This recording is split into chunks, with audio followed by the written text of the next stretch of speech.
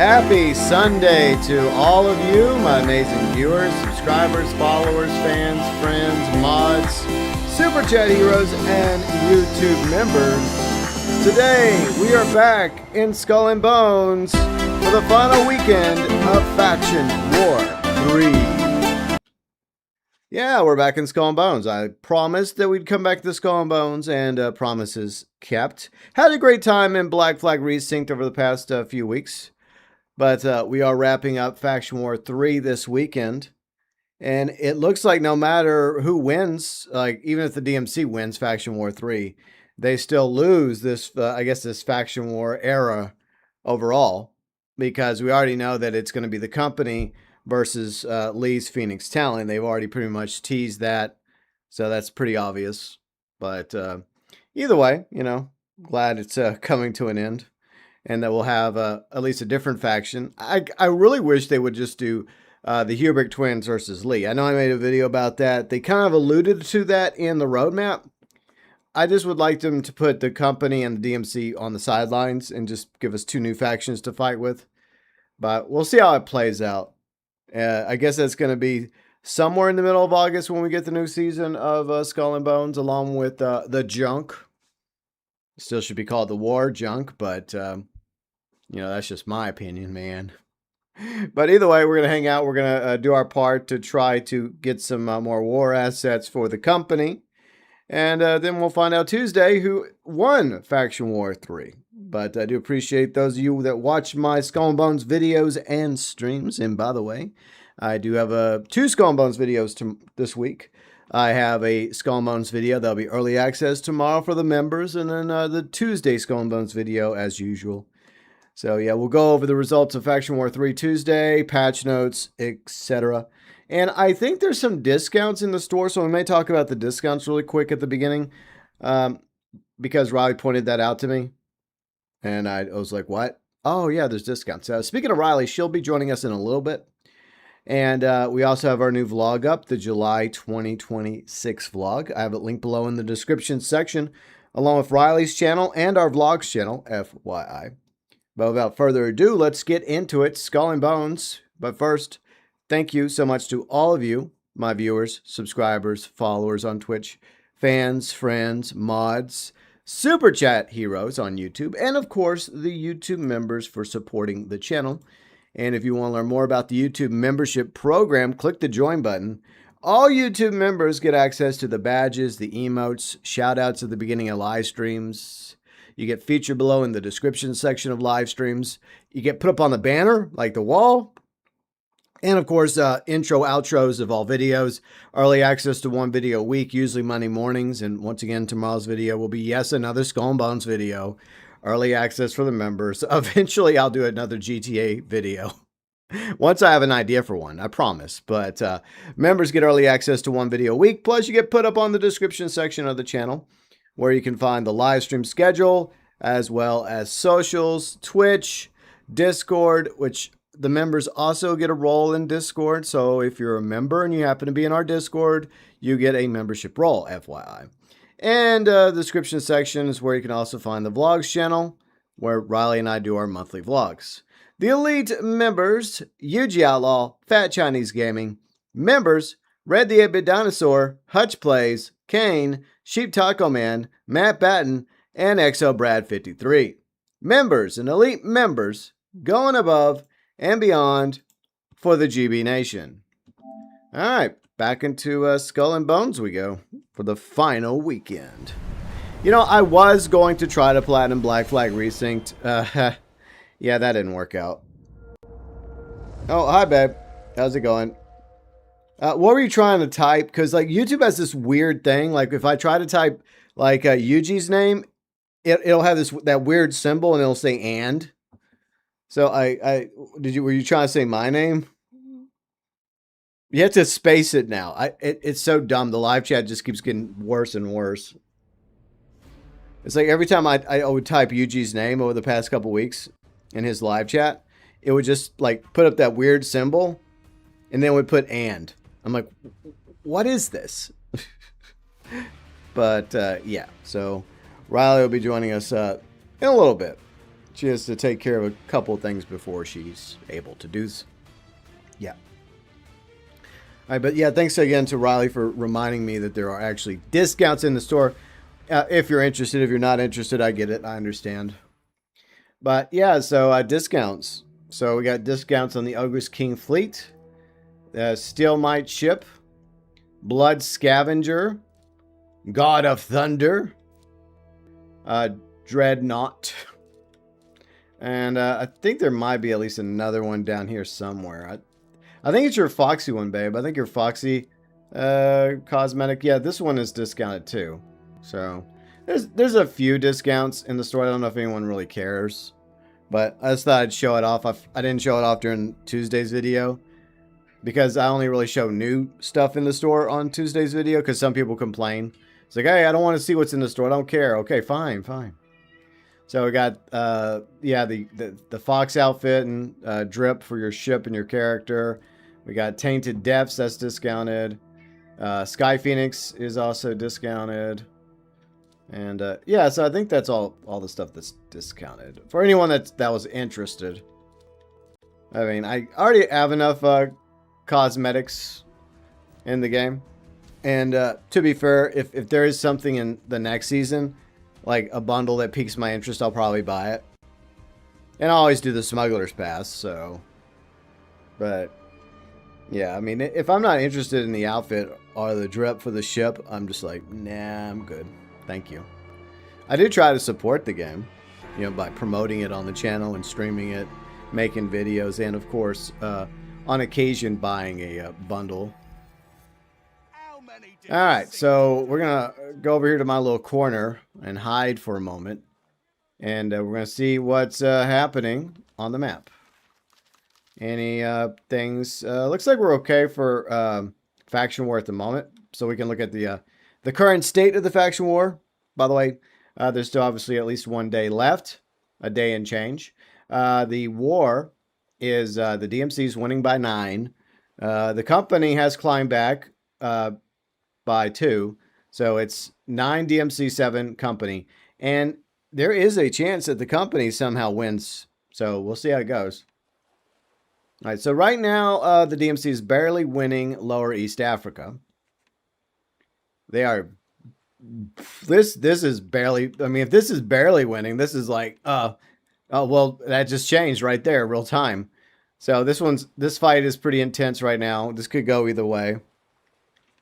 Let's see. Yeah, the company has a huge lead under the Southern Red Isle. So we've locked this one in. So you could just say at the moment it's going to be 8-9 with these two still up for grabs. This one, I guess you could say this goes to the DMC, because 678,000 war assets. I don't know if the company, if we can climb back from that deficit in the next day. So we could just give this one to the DMC. So I guess you could say 10-8. But this one definitely belongs to the company. We have a commanding lead here in the Southern Open Seas, 2.6 million. So 10-9. So at the moment, you could just say from these 3 territories alone, 10-9, because these 3 are locked in pretty much. It's these 2 that are the ones that are up for battle, right? These 2 remain in play. And these 2 could ultimately decide who wins Faction War 3. Because, let's just say, if the DMC manages to win one of these territories, then they win. If the company wins these 2 territories, then the company wins Faction War 3. But it doesn't really matter, because overall, the company is going to win anyways, as we already know, because the company won Faction War 1 and 2. Somebody was asking me that the other day. It's like, well, how can the company be in the next Faction War against the Phoenix Talon if the DMC is, well, at the moment, winning Faction War 3? Well, it's because it's Faction War 3. And the company won Faction War 1 and 2. So that's why. But so anyways, that's the current state of the faction war as of right now. So these 2 are the most contested territories right now that are being fought over. These 3 are pretty much locked in. Like two of them are going to the company, one's going to the DMC. And then these 2 will most likely decide who wins. So we'll find out probably Tuesday.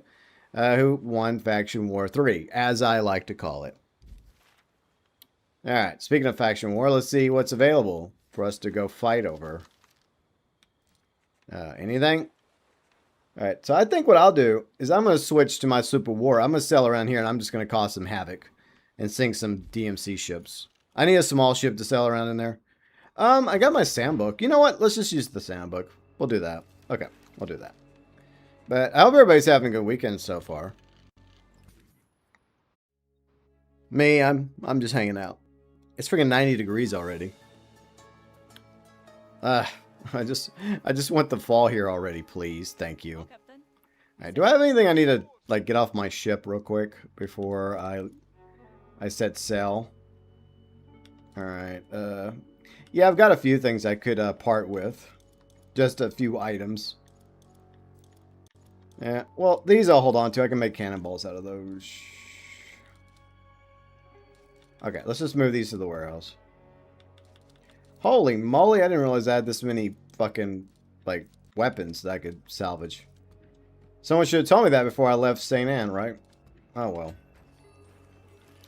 Let me open these chests real quick. Yeah, that's my fault. I should have looked. My bad. Okay.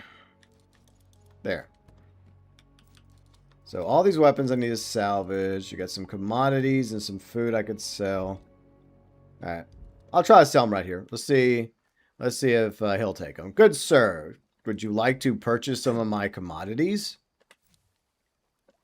You can buy that and that and yeah, I can buy these and that and that. Okay, he'll buy these from me. Okay, I'll at least sell these to him.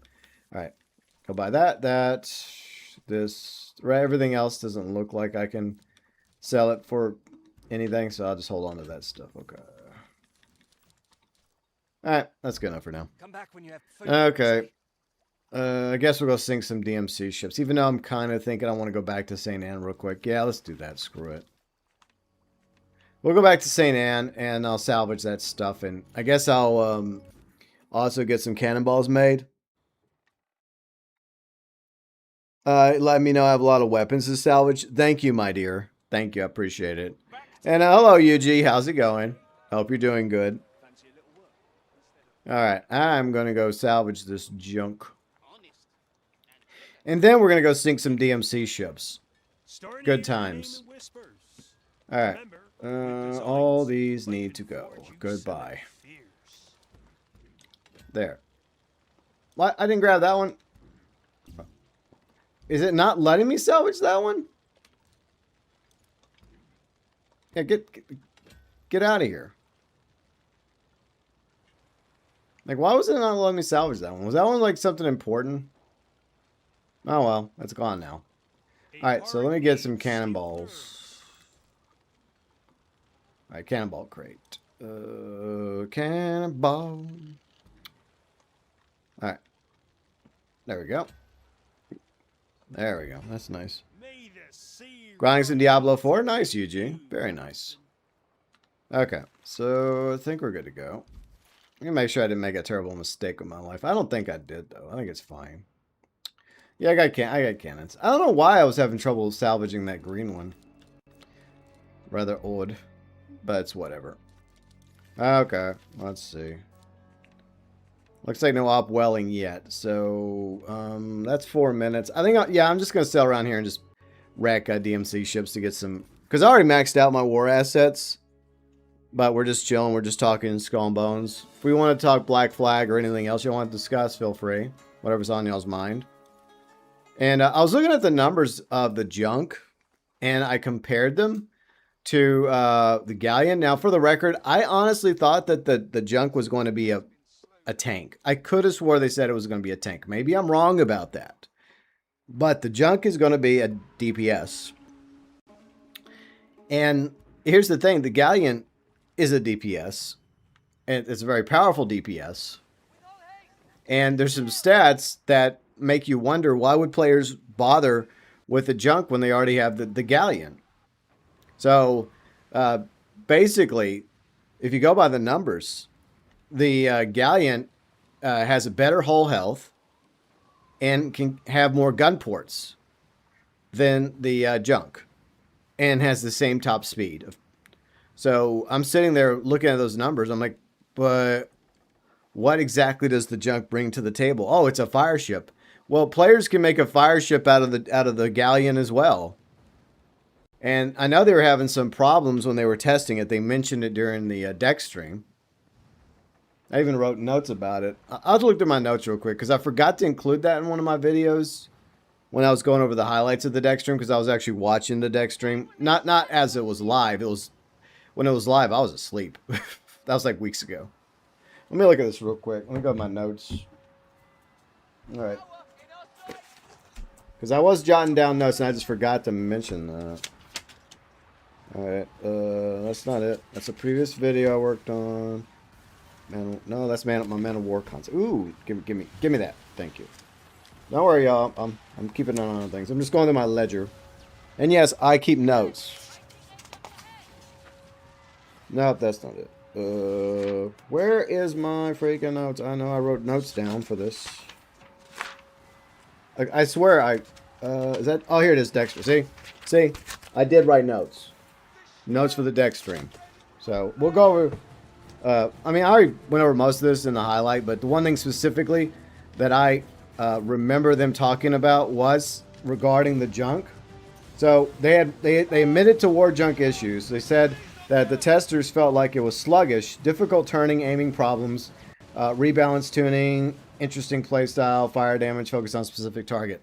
So, I mean, it's possible that they've resolved most of this stuff before the season comes out, hopefully. But that does make me kind of concerned about the junk. It still should have called it a war junk. That's a cooler name, but okay, whatever. Riley says, fully agree to delete the piece of junk bad large ship. Yeah, Riley just wants a new medium or small ship. That's all she wants. She's like, just give me another medium or small ship to play with, please.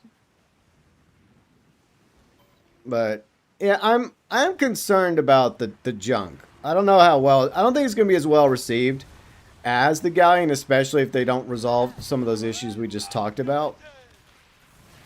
Because if it's still feeling sluggish and if it's still having difficult turning by the time it launches, which they may have resolved. I think there was also an issue with the camera, like when they were like using. Why are y'all betraying me? You know what? That's it. I'm going to join the Phoenix Talons, you mother truckers.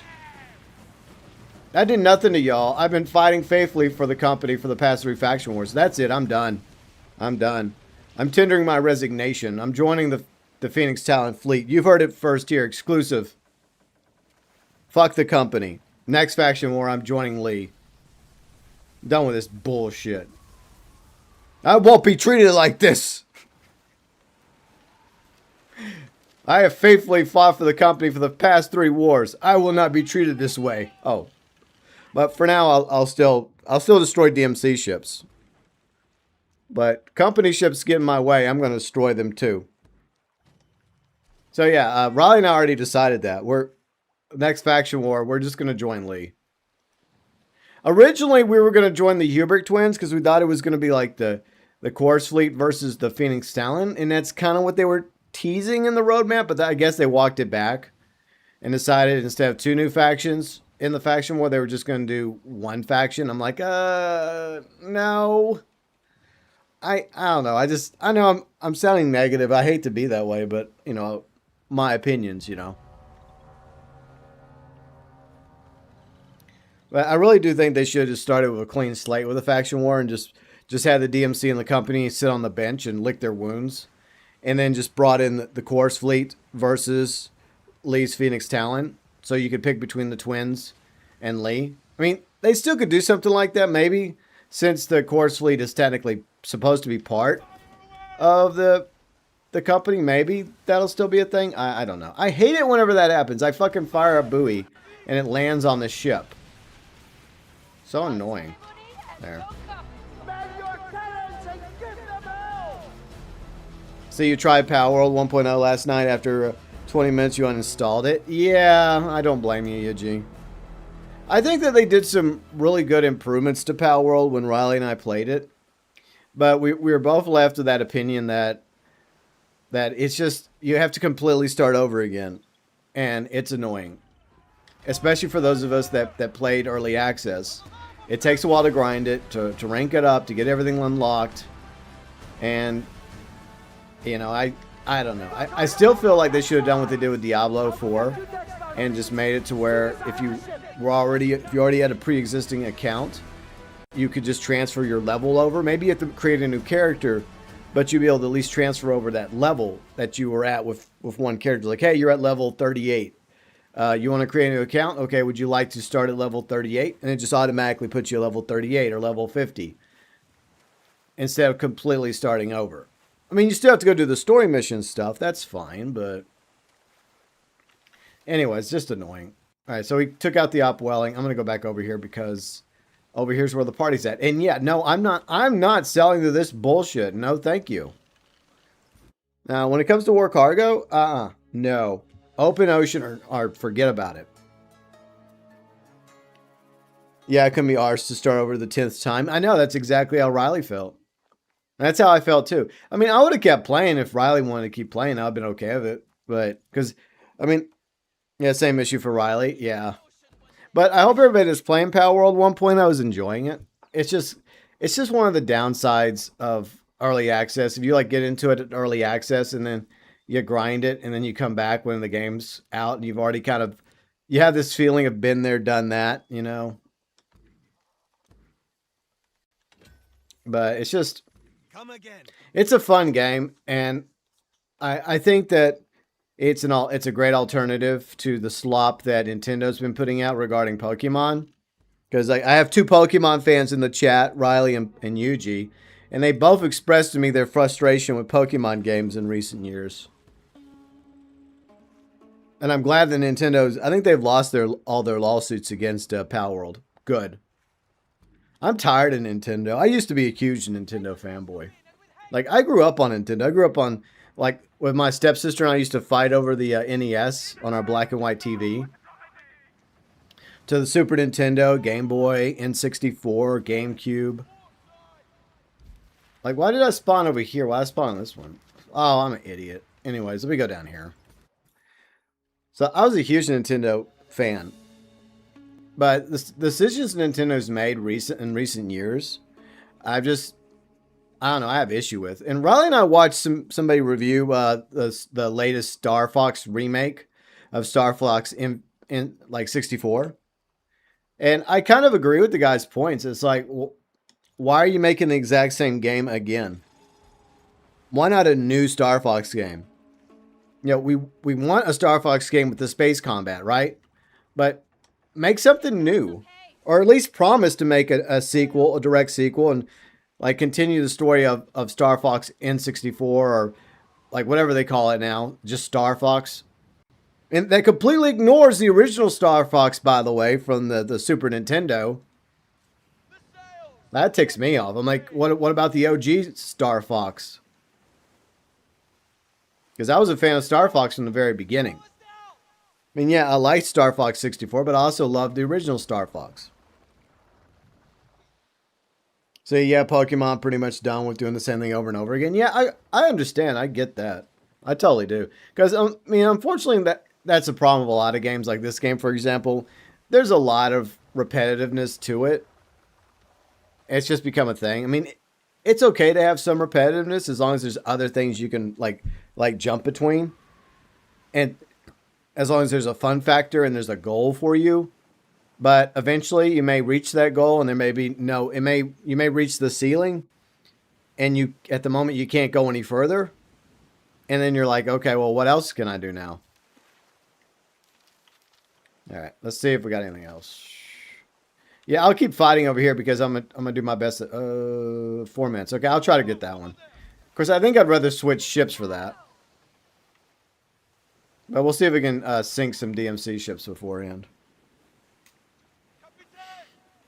So yeah, I'm pretty much done with Nintendo. Even though I am kind of interested in the Ocarina of Time remake. I mean, yeah, another remake, right? But to be fair, they did put out a few new Zelda games over the past few years on Switch 1, which both I played. Breath of the Wild, Tears of the Kingdom, I enjoyed both games. And I'm a huge Ocarina of Time fan. I loved Ocarina of Time. It's probably one of my favorite Zelda games. So, I don't know if it's worth buying a Switch 2 for, though. I mean, then again, I bought Switch 1 just for Breath of the Wild. That's how huge of a Zelda fan I am. But, I mean, if Nintendo's going to, like, remake Star Fox 64, then at least with the assets you built for Star Fox 64, use those assets to make sequels, right? Direct sequels, new stories of Fox McCloud and his squadron, and new star systems to go into. New adventures, please. Is that too much to ask? I'm gonna switch ships. Link to the Past? Yeah, Link to the Past was pretty good too. Like the OG Link, Legend of Zelda was good. I even liked Zelda 2. Even though Zelda 2 was a little different, it was more of a side scroller, but I liked it.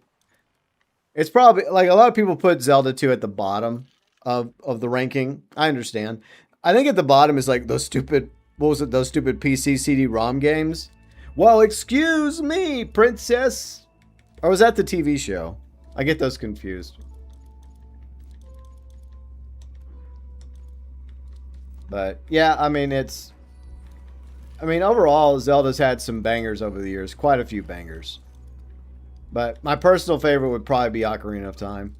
So I am kind of wanting Ocarina of Time, but at the same time, I just don't know if I'm willing to buy a Switch 2. Maybe I'll wait for a Switch 2 to go on sale and wait for, like, reviews. All right, so we'll switch to the Galleon. Yeah, that'll be fine. I just don't know how the junk is going to top the Galleon. I really don't. I mean, I go by the numbers. I know the numbers aren't everything. But at the same time, when you have two DPS ships coming out back to back, two large DPS ships, the Galleon has better hull health. The Galleon can have more gun ports. They have the same top speed.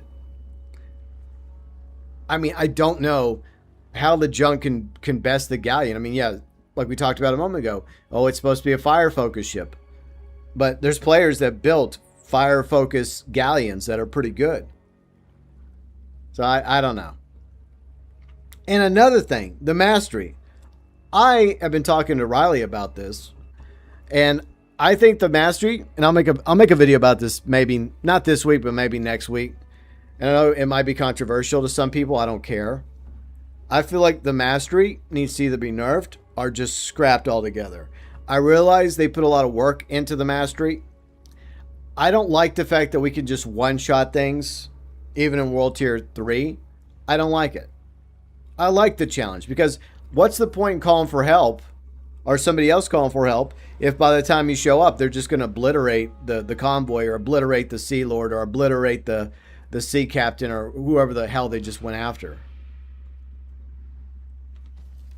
It used to be a lot more fun because it was kind of a challenge, because you'd be struggling against the convoy or against the upwelling or a Sea Lord or a sea monster, and you'd call for help, and then other players would show up and they would help you defeat that thing together. That was part of the thing I enjoyed about Skull and Bones, was the camaraderie, you know? And I feel like the mastery has taken that away. And then there's plenty of people that complain about whenever they're trying to PvP other players and they just get one-shotted, even though they have a pretty good ship with pretty good armor and everything else. And yeah, I think it's been a negative for PvP as well. So at the very least, I do believe that mastery should be nerfed.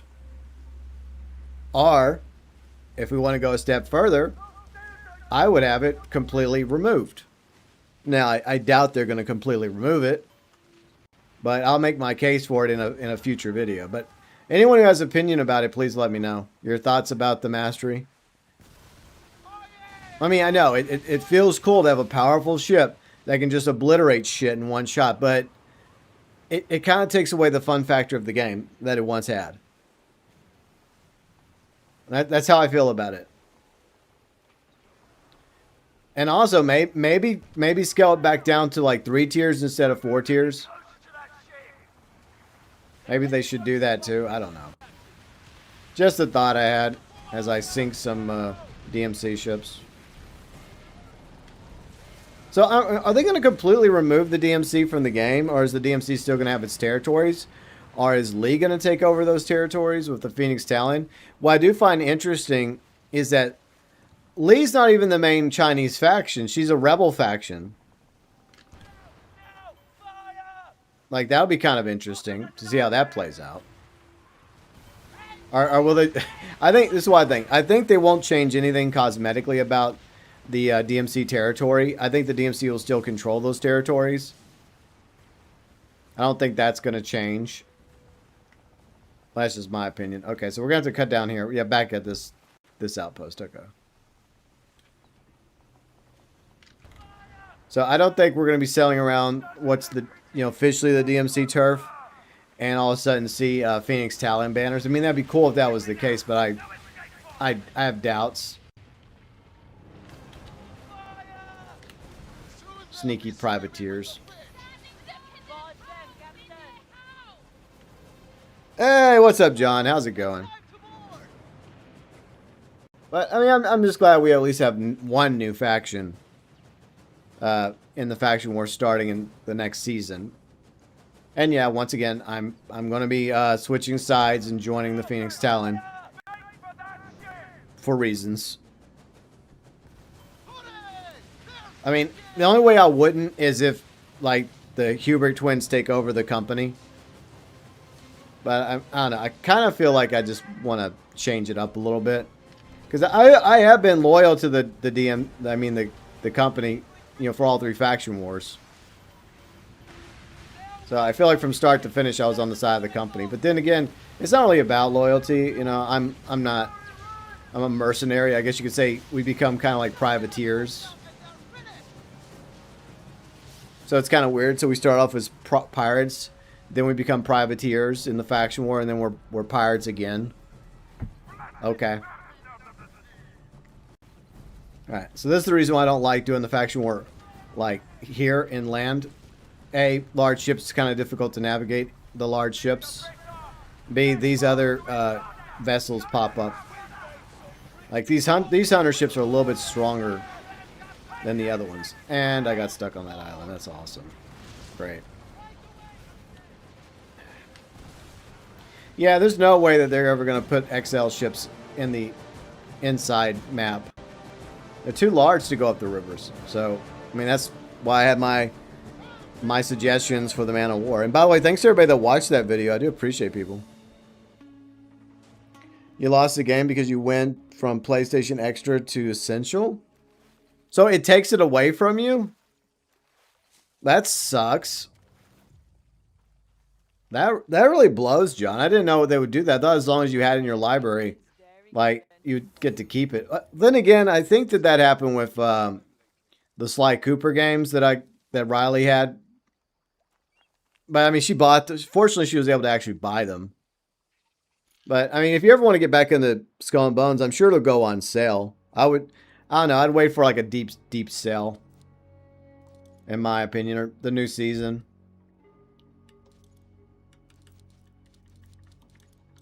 But I do appreciate everybody that watched the Man of War video. And yeah, I'll have another concept video tomorrow, so there. You think I'm done with concept videos? I started this channel on ideas and concepts.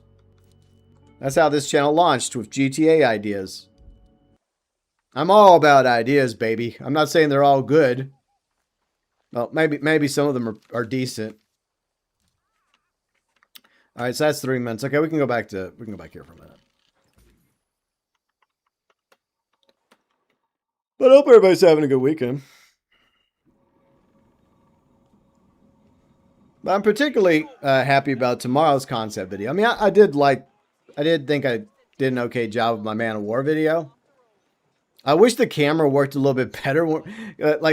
It's cool that we have a camera, like, to move around in the game, but like, whenever I want to show the war junk and move around the war junk, like, y'all could notice in the video that I was kind of struggling with that. So a lot of times I was just leaving the camera still, like, just not moving. I wish I could just pan out a little bit more, but it wouldn't let me. But, it is what it is. But once again, I still appreciate those of you that watched the Man of War video. Whether or not we actually get the Man of War remains to be seen. I think that if we ever get it, the earliest is probably year 4. It's definitely not coming this year.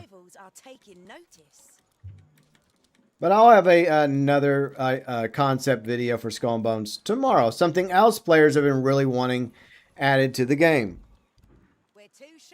So that will be mañana. Early access for members. Okay. Yeah, we'll sit on this for a minute. All right, do I want to take out my galleon or my frigate? I mean, you almost switch back to the frigate. I'm just jumping around on ships today. I mean, the frigate will always be number 1. I mean, I do really like my galleon. I mean, you can see people love the galleon, except for Riley. But I also like my frigate. So, I'm going to go back to my frigate. There. All right. All right, we'll just sit here and wait. I always like to wait and see if anyone else joins. Hey, Astro. Hope you're enjoying your holiday. The war's going. It's pretty close. It could go either way at this point. So, like, the company's locked down 2 territories. DMC's locked down 1 territory. The other 2 territories still up for grabs. So, we'll find out Tuesday who won Faction War 3. But it doesn't really matter. Because the company's still going to win overall. Because we won Faction War 1 and 2. Which means it's going to be company versus the Phoenix Talon. And as I mentioned a moment ago, Riley and I are going to be joining the Phoenix Talon, most likely. So I will be tendering my resignation as a privateer to the company at the end of the faction war. And signing up with the Phoenix Talon. Sorry, not sorry.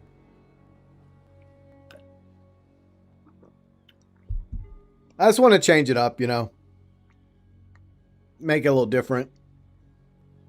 I mean, if it was if it was the core fleet with the Hubert twins versus Lee, then maybe Riley and I would have sided with the core fleet. But since they're just going to keep it company, then I'm like, nah. I just want to go and fight for a new faction. What about loyalty? I'm a pirate. What loyalty? And besides, Lee's a pirate as well. So wouldn't I prefer siding with a fellow pirate? Think about it. Think, Mark. Think. I want to side for another like corporation that doesn't really care about us, or do I want to go fight for a Sea Lord? Gee, who am I gonna pick? I think I'll go fight for a fellow pirate. You're just a privateer. There's nothing wrong with that. I go back and forth from being a privateer to being a pirate. So, I've made my choice. Alright, let's go. And the truth is, like, Lee is supposed to be one of the protagonists of the story, technically. I mean, I don't know. I mean, you're going to follow my lead? All right. It's all part of the greater plot for the BTA, right? First we weaken the DMC, then we weaken the company, and then the BTA invades. Skibbity, my friends. Oh god, I can't believe I just said that. Anyways, hope y'all are having a good weekend. The brain rot is real, sadly. But yeah, that's what I'm going to do. I mean, it doesn't matter because in the next faction war, you can just buy all the cosmetics anyway. So I'll be able to buy all the DMC cosmetics at the trade broker like next season. And then the following season, I can buy all the cosmetics again. There we go. Alright, so we'll go along the coastline and we'll destroy these pesky hunters and go deliver the cargo. Oh yeah, I got caught off guard like a week ago because I joined, like I usually join like 30 seconds out. And I thought that I joined solo and then I start getting destroyed by a DMC player who just joined as well. And I got obliterated. I was like, okay, well played. Because I even tried to come back and come after them, but they still got me. So, I mean, all I can do is just tip my hat to them, you know. I can either be a bad sport or I can tip my hat and acknowledge that somebody, had a good strat. An even better strat than I had. The British Empire will take control. Well, yeah, hell yeah, the BTA is going to take control. The ultimate plan. But for now, we'll go help out Lee a little. We helped the company beat the crap out of, like I said, out of the DMC, and now we're gonna help Lee beat the crap out of the company. It's all about the larger game. If people join, it gets harder. Well, I mean, it does stack. I don't mind PvP. I think that the mastery needs to be nerfed or removed. I was talking about that a moment ago. I know that's kind of a controversial opinion, but I don't care. I just feel like it's been more of a negative than positive. So yeah, I one-shot. Yeah, and I don't like that. I don't like being able to one-shot other players or like other ships, especially if you're like in World Tier 3 or 4. I think at the very least they need to nerf the skill mastery, and it just takes away the fun that the game once had, where you could, like, you would call for help, right, against a convoy or a sea lord or a sea monster, and other players would show up and you would fight that enemy together. You know, I enjoyed that, but like one-shotting it just kind of takes that fun away, that fun factor that the game had. Because it was really cool calling for help, and all of a sudden other ships just come out of nowhere to join the fray, you know? And I think that was a real positive for the community. And now it's like, who could destroy this first, you know? I don't know. I just feel like what do y'all think? What do y'all think about the mastery? Should it be removed? Should it be nerfed? Or should it be left alone? Y'all know my opinion. All right, let's see what we got. Let's see, a few more things to add to the warehouse. Ooh, a bag of silver. I'll take what I can get. You know what's funny? I've actually maxed out the smuggler's pass on my secondary character. So I'm debating like dropping $5 just because you get 500 gold, right? Everybody gets 500 gold. But it costs 1,000 gold for the smuggler's pass, so I'm debating whether or not I want to drop $5 just to get all the smuggler's pass drip for my secondary character. What do y'all think? Do y'all think I should drop the $5? And by the way, I do have $5. I'm just quote unquote frugal. Fighting a sea monster used to be fun. Yeah, it's the same thing for like the Sea Lords, right? It was challenging, but it was also fun when you had other players joining you, you know? It was pretty cool. And now you just go in. Well, it's not as bad right now, but it still is bad, where you just go in and you basically, like the Moonshine Fleet. A lot of times you could just one-shot the Moonshine Fleet with artillery, mortars. John says no. Okay, save my $5. I'll think about it. I've been going back and forth. I mean, if it's $5, I mean, I know some people that's a lot of money, and I get that. Buy a burger. I do like burgers, but I could still buy a burger as well. I mean, all right. Let's see. I'll think about it. I guess what it really comes down to is if I'm going to continue like doing stuff with my secondary character, because I feel like my secondary character has, served a purpose for like the beginner's guide video, the starting over series. All right, so that's 2 minutes. That's 4. All right, so theoretically, maybe I can do both. So I guess if we join the Phoenix Talon, I guess I can no longer fight her. You think if you join the Phoenix Talon, it would like disable, like you can no longer participate in fighting Leek, since technically Lee's would become kind of like your boss. I have a point to spend. Oh boy. Yeah, I don't know why. And that's another thing. I'm just. Oh no! No wait. My frigate's a fire damage ship. Okay, I made it fire damage.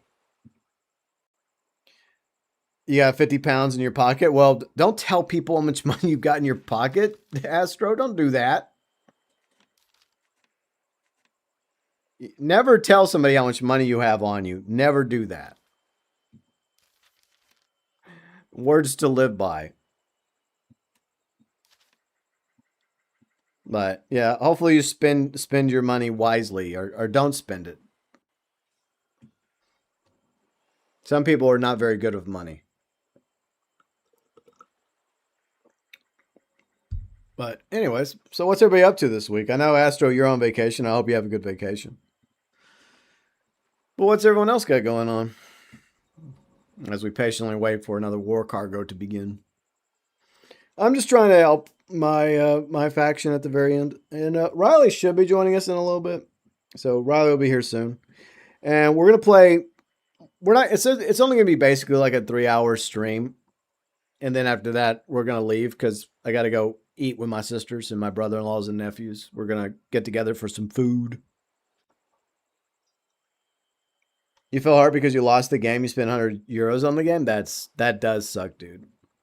Like I said, I would definitely wait because it'll probably have a deep discount eventually, John. And then what you can do is once you have it a deep discount, then just buy the game again.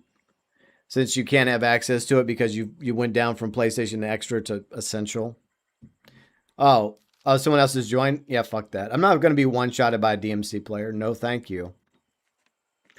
I guess I can just go chill over here and wait for this war cargo to start. We'll do that. Fuck it.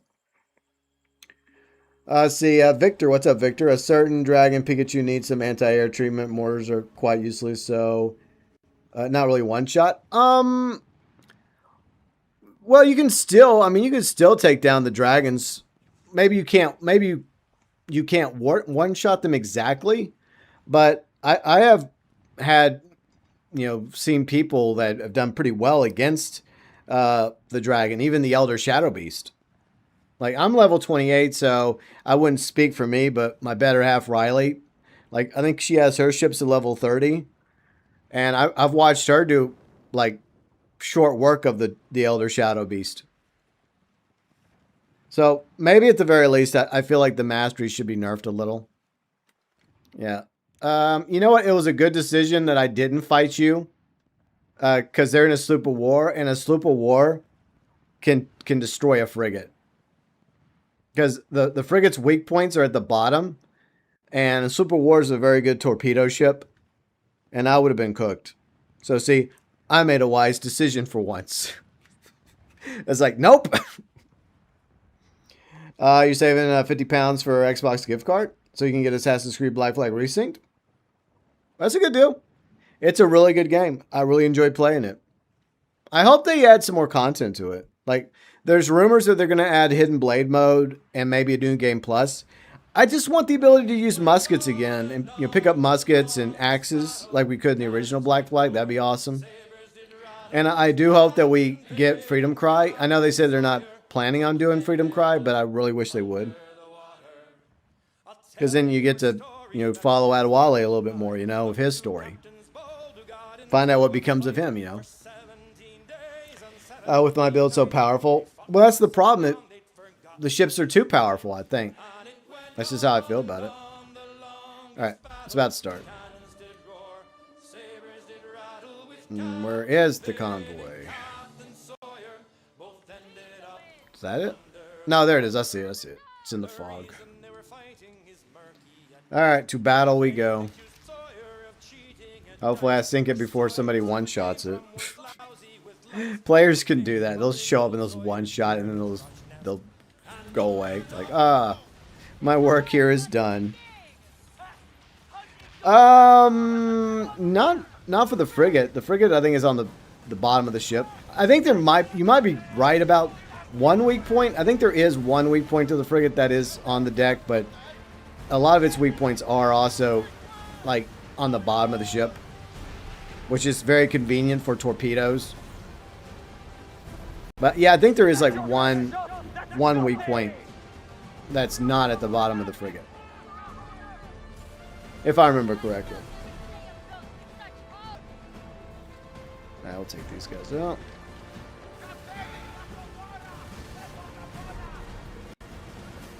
But either way, I would have been cooked against that Super War. Because I've been in a Super War and I've destroyed frigates in PvP. Because it's just, especially if you give it a torpedo build.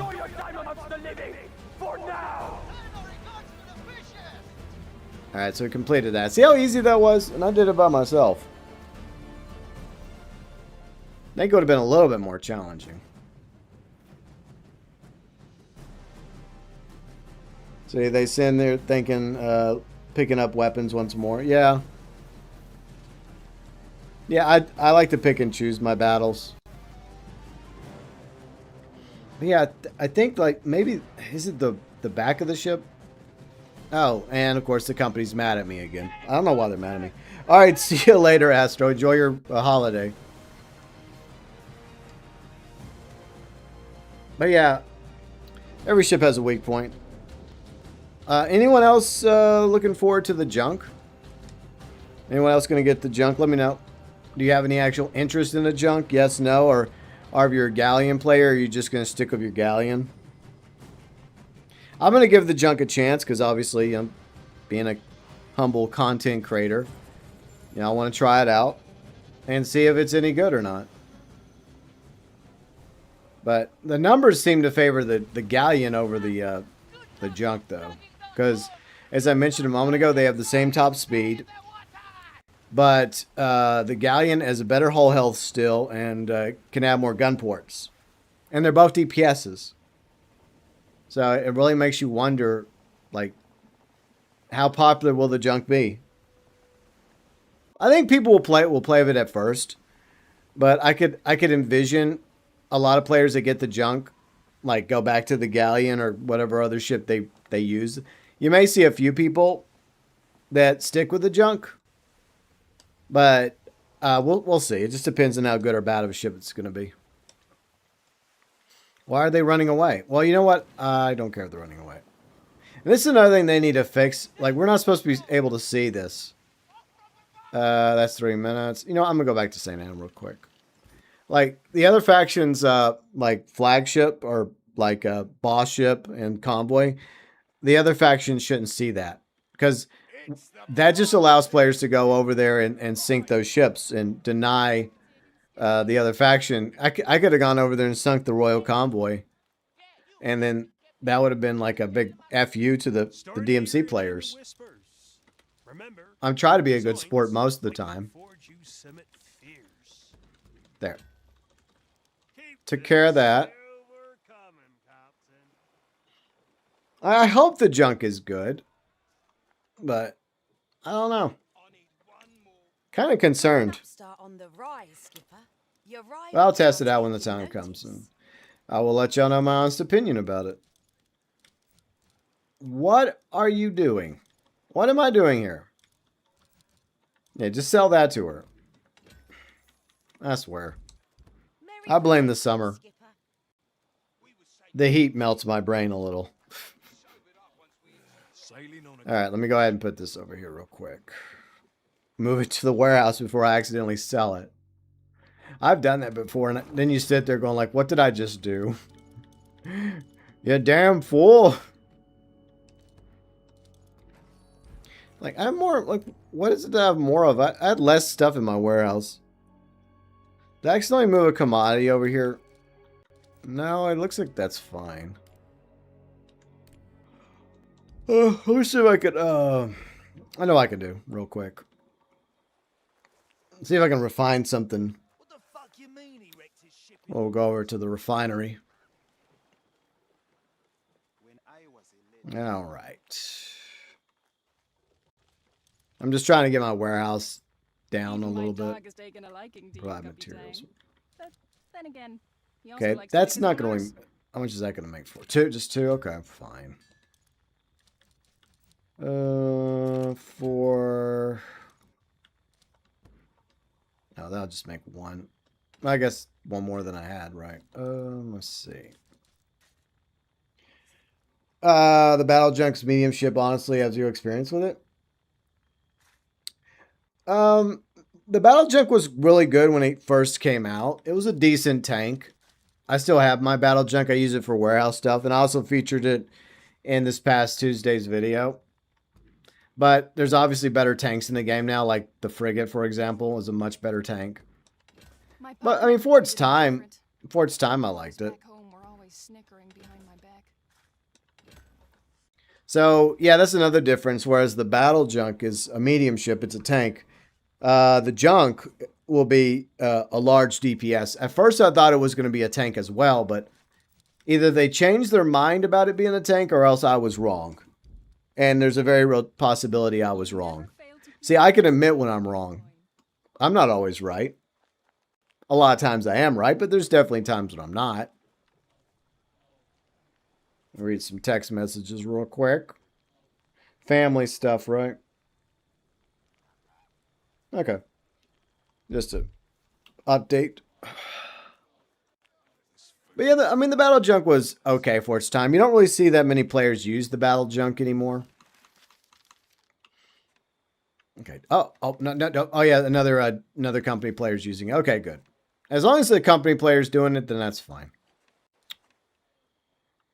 I guess we'll sail back over here, and we'll continue wreaking havoc with the soundbook. I'll move back to my soundbook.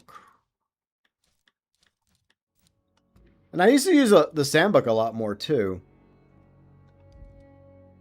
All right. Let's see. We'll just do that for a little bit.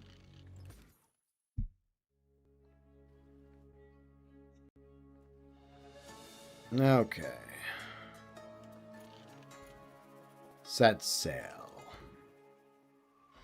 Yeah, so let's see what else is coming here too. Obviously a new Smuggler's Pass.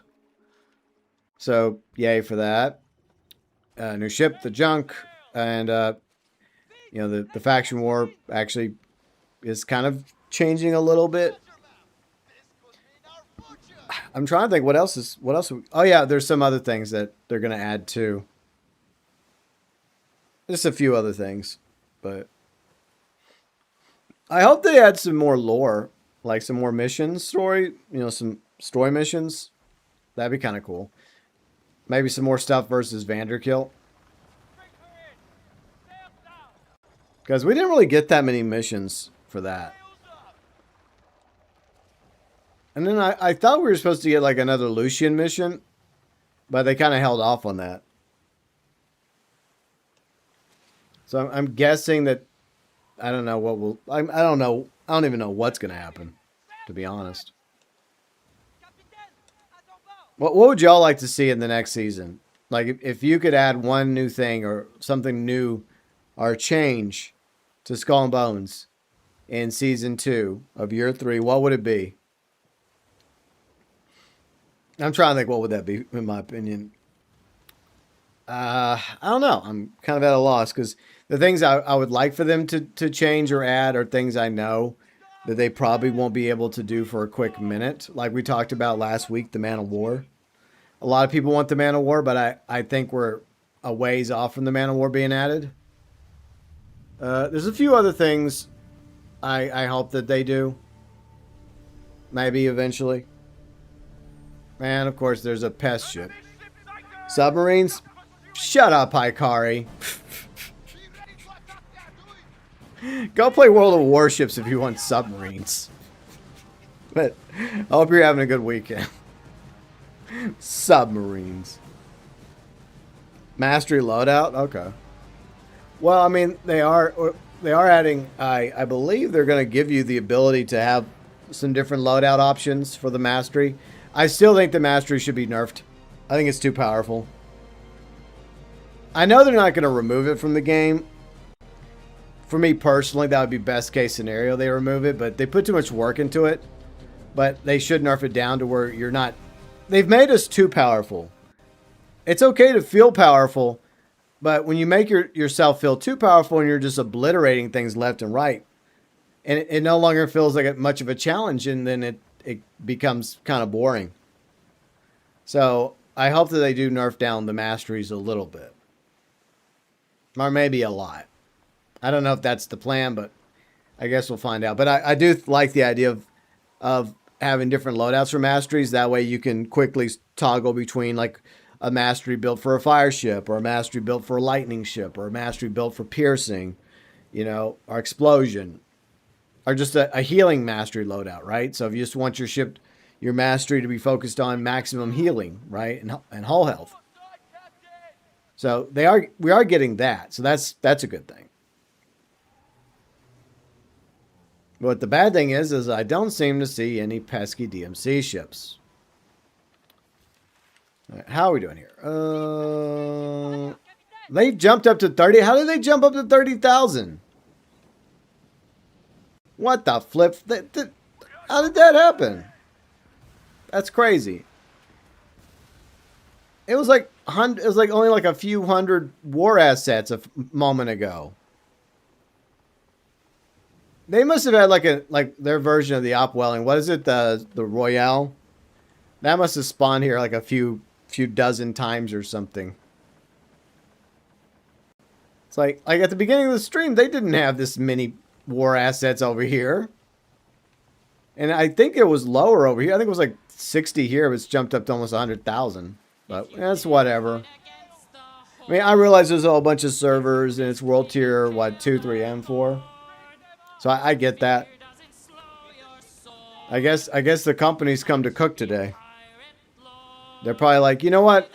We may ultimately lose, but we're at least going to try and win Faction War 3. We want to go down with a win.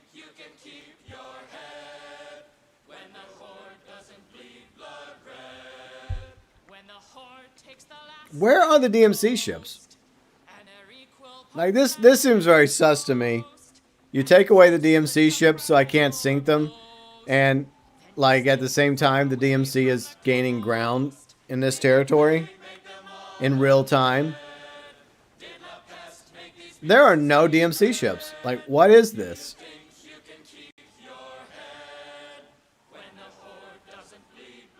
I don't know about this, y'all. Did everybody go on a lunch break? Yeah, there's like a little company ship right here. This is very strange. There were DMC ships earlier.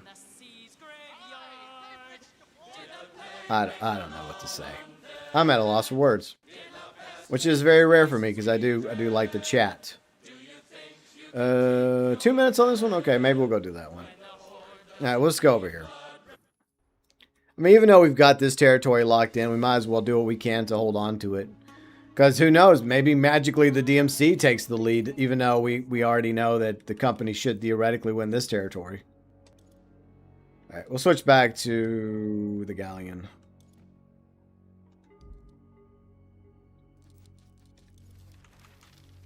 All right, so, yeah, I mean, 2.6 million, there's no way the DMC can win this. The company's won that. Companies won this. DMC most likely will win this. And somehow they're pulling ahead here. Well, it dropped down again to 23,000. Okay. So, I mean, these two territories are still contested. That'll probably be the case till the very end. But yeah, I got a few Skull and Bones videos planned. Tomorrow, my early access video will be a new concept video for Skull and Bones, similar to my Man of War video. And then Tuesday, we'll go over the patch notes. We'll talk about how Faction War 3 played out and whatever else information-wise I have to pass along to all of y'all Tuesday. I'll do that in Tuesday's Skull and Bones video. And I think there might be one or two things we may talk about that they've teased via social media. They being the Skull and Bones account.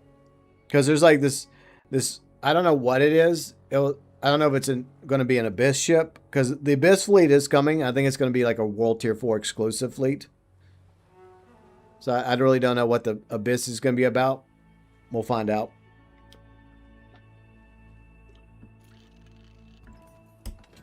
All right, let's go.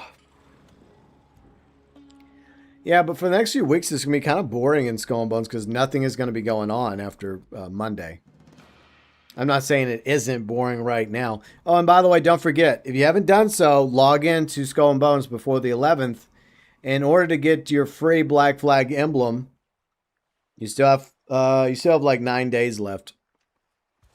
So if you want the coveted Black Flag emblem for your ship, I highly recommend you, if you haven't done so, log into Skull and Bones before the 11th.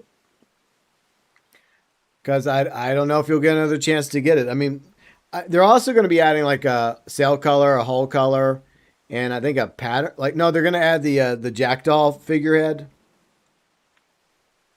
I mean, I think we're going to be those might be like weekly login rewards. I don't know how they're going to do that. Or maybe this can be like, maybe they're going to stretch it out. I don't know what the plan is. But you might as well try and get it now, because if they ever bring it back, it's probably something they'll just put in the store. They'll slap in the store with a price tag, and then you'll have to spend money for it. And I do hope that we see some... they said that we are going to get more Black Flag collab content. I don't know what that's going to entail. Whether it's going to be like cosmetics from Black Flag we can buy. Like some of Kenway's like drip. Maybe additional ship cosmetics. Look, Tylosaurus, I got no beef with you. I don't need any pearls today. I'm good, thanks. I'm just passing by. Just passing by, Mr. Sea Monster. Or Mrs. Sea Monster. Kind of wonder what would it feel like taking the helm of a fourth-rate ship of the line. Oh, like the Man of War. Yeah, it'll be interesting. Because it'll be a massive ship, clearly. A huge ship. So it is going to be interesting to see how that plays out. I mean, I do think that, you know, like, as discussed in the Man of War video in the comment section, I do read the comments.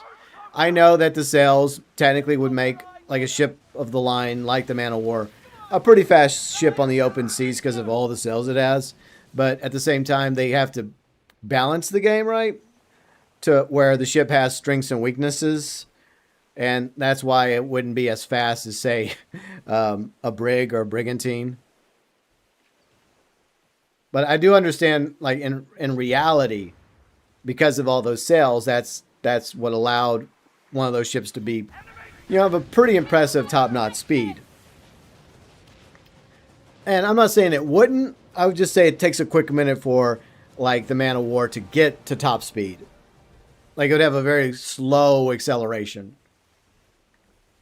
But it definitely should have, it should definitely have the worst turn radius, right? Because it's a big old boat. But yeah, I mean, it's gonna have so many pros to it that you have to give it some cons, some weaknesses. It can't be literally indestructible. I mean, they're not gonna do it that way. And I don't think that they're going to have as many guns on it. I think it'll have the most guns for a ship if they ever had the Man of War. But obviously, it's not going to have a shit ton of guns. Let's see. What's up, Sleepy Raider? How's it going? As an idea, what about the Brig DPS support hybrid lockdown? It's an interesting idea. I mean, I think the Brig has been neglected, sadly. And I do think they should go back and revisit the Brig. Maybe give the Brig a facelift or like a rework. Because technically the Jackdaw is supposed to be a Brig. At the very least, I would love like a Brig, as I've called it, the Brig of War. And just bring in the Jackdaw as a ship we could have eventually in the game. Hikari says there's no balance in Real Wars. But good thing it's just a game. Well, that's the point. It's a video game. There has to be some pros and cons. That's just the way it is. But you want the pros and cons to actually make sense. And that's what I was trying to do with the Man of War video. Alright, 3 minutes on that. So what do y'all think? Do y'all think that we should get... Well, I mean, the Brig is a medium ship, so I don't think that they're ever going to make a large Brig. And I don't even think that makes sense. We have enough large ships already. And the Jackdaw is obviously not a large ship. It's like we need really good medium ships, because there's players like my better half Riley. She loves medium ships and small ships. So if we get like the Brig of War, which is a really deadly medium ship based off the Jackdaw, that would be cool. It doesn't have to always be about large ships. I mean, personally, I like large ships, but I also like the medium ships. I also like the small ships. I feel like there's a place for all of them in this game. But I do think that I don't know if they're ever going to bother with the original Brig in Skull and Bones. I think they may try to improve it a little. I think they tried last season, but it didn't really make too much of a difference. So I guess just create a brand new class, like a Brig of War, and just have that basically just like a version of the Jackdaw. Because you know players want the Jackdaw in the game. So either they come up with an epic skin for the Brig or Brigantine, or better yet, we get our own Brig of War and people can just call it the Jackdaw if they want. You know most people are going to do that. It's like the Black Pearl. It's like in Sea of Thieves, like so many people get a galleon and then they paint it black and they call it the Black Pearl. I've seen them do that with the sloops as well. I'm like, but the Black Pearl's not a sloop though.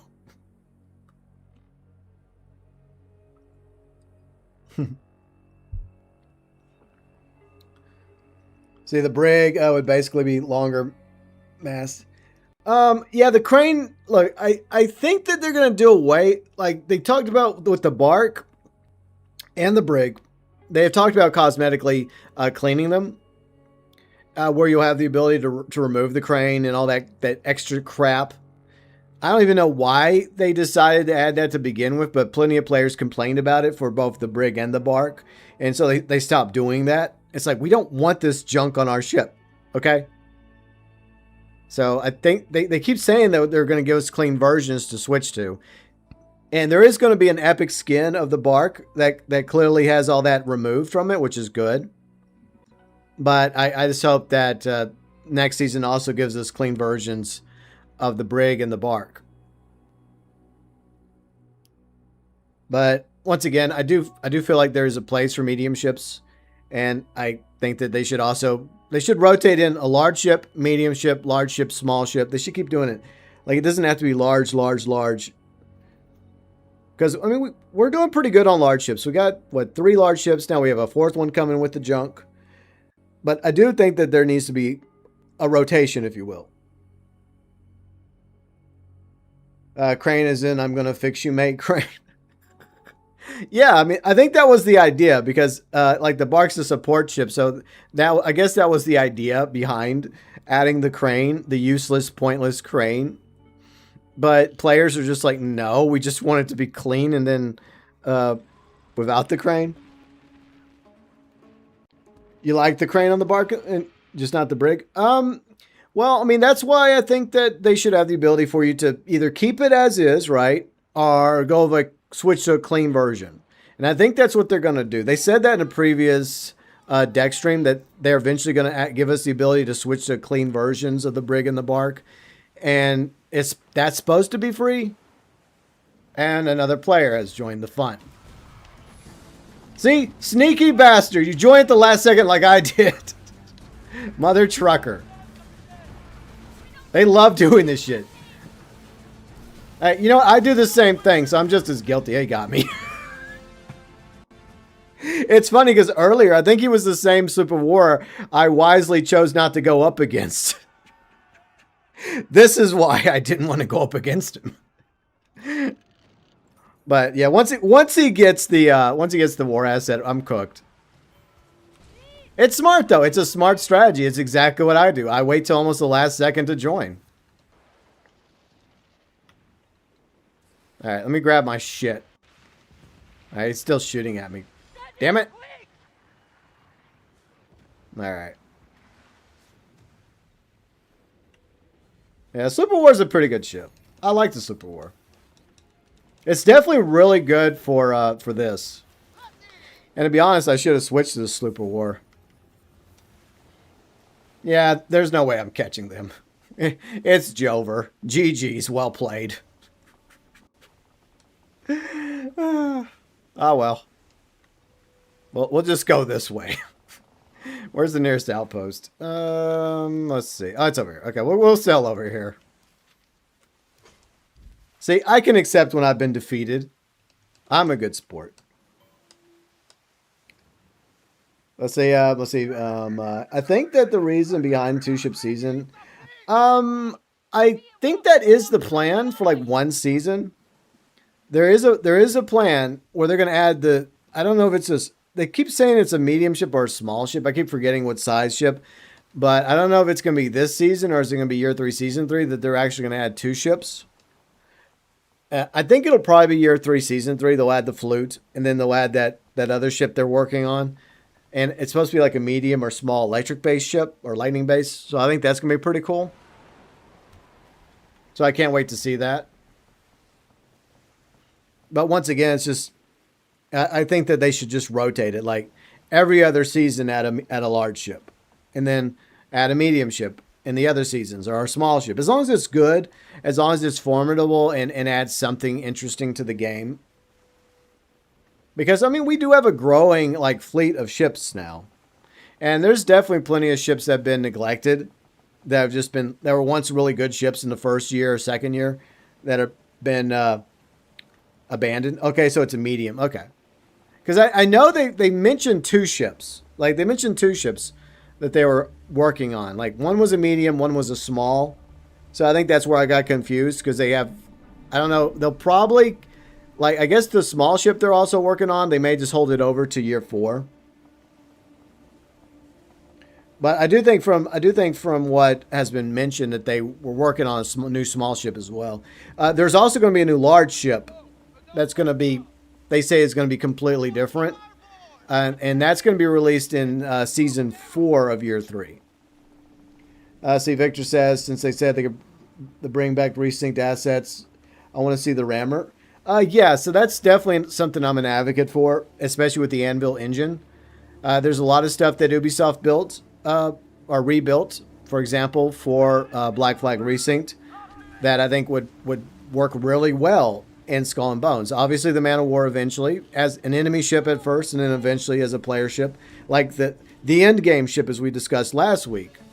Where, yeah, it would be really, really expensive, right? Get the blueprint. It would be expensive to build. It'd be really expensive to fully upgrade. But in the end, it would be like the ultimate, like, flagship. Other things, another concept I'm going to discuss tomorrow, which I do use quite a bit of Black Flag Resync B-roll for.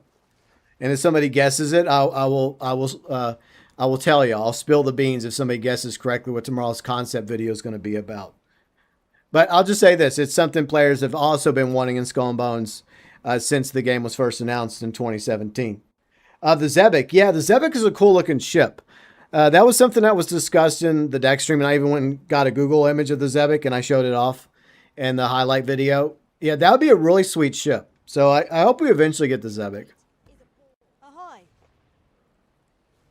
But there's definitely quite a few things that they could bring over from Black Flag Resynced to increase the fun factor and replayability and just add more content to this game that is badly needed for Skull and Bones. But that's my hope. Especially with the video I've got planned for tomorrow. All right, we'll go back to St. Anne real quick. Yeah, but I mean, I really want this game to turn around. I mean, I know we all know it's a niche game. We love the game, right? We love the ships. We love being pirates. We love sailing around. We know it's not for everybody. But we've built up a, pretty loyal community. And, credit to all the people at Ubisoft Singapore. They've worked hard on the game. A lot of times they make decisions we agree with. There's times they make decisions we disagree with, and we let them know about it. And for the most part, I think they do listen to our feedback. But I do think that there's at least one thing missing that I think could definitely increase the player count for Skull and Bones that could lead to more players coming to the game. And like I said, I'll discuss it tomorrow. I love the Zebek as a ship. Would play it every day if it was added.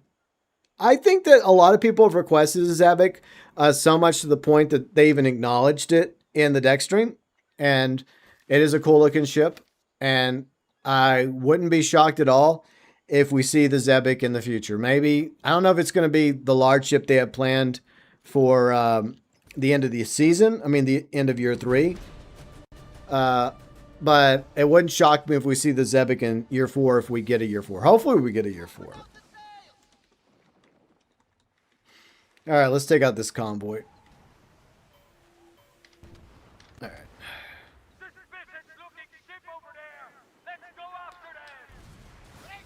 But I definitely hope we get captain's quarters eventually. That'd be cool if we get captain's quarters. I'd also like a pirate lair. I mentioned that a long time ago. But I don't know if they'd give us a pirate lair, but at the very least, you know, like a captain's quarters would be sweet. Alright, they're going down. Alright. So we dealt with them. See, that didn't really take too long. Pretty quick and easy right there. Yeah, that's why you don't fire dimmies at long distance. One thing I do dislike is how they still pretty toxic community. Well, unfortunately, I think most communities are toxic to some degree. I think that it's just a sad reality. In every online community, you're going to find toxic players. I mean, and like Dead by Daylight, it's really bad, and it's pretty toxic in GT Online as well. I don't know. I don't know what the cure is to make people less toxic. It's just a sad reality.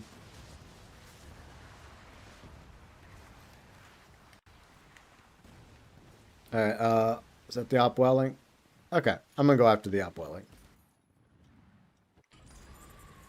A pirate layer, just like in the 2018 E3. I think you're right. I think they did feature a pirate layer in the early days of Skull and Bones. I think you're right about that, Victor. But yeah, I would love to get a pirate layer where we could like upgrade it and customize it, and it would have like our own blacksmith, our own refinery, our own like shops, where we could put up banners and awards that we've earned and customize it. That'd be kind of cool. There's a party over here. We got Captain Epstein. We got a big giant shark, and we got the upwelling. Party time. I'll have to have the option to pick where the player owned pirate in. Yeah, I mean, my suggestion was like, there's, as y'all may know, there's quite a few like open ocean locations, like islands, and I think that a few of them should be like, give us like 3 or 4 different locations to choose from, where we pick one location to be our pirate den. That'd be kind of cool. I like that idea. Take you out. Alright. And I guess while I'm here, I'm going to go shark hunting. Or maybe not. Maybe I'll just let the shark mess up this fleet. It's kind of fun to watch. Oh, hi.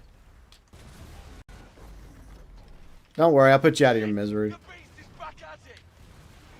Alright, there we go. Well, and now we know why Megalodons went extinct. But yeah, so yeah, my idea, I'm not going off into the ocean yet.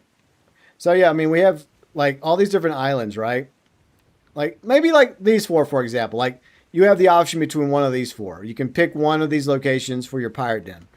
Or maybe 5 locations, 1 of 5 locations. So that would be my idea.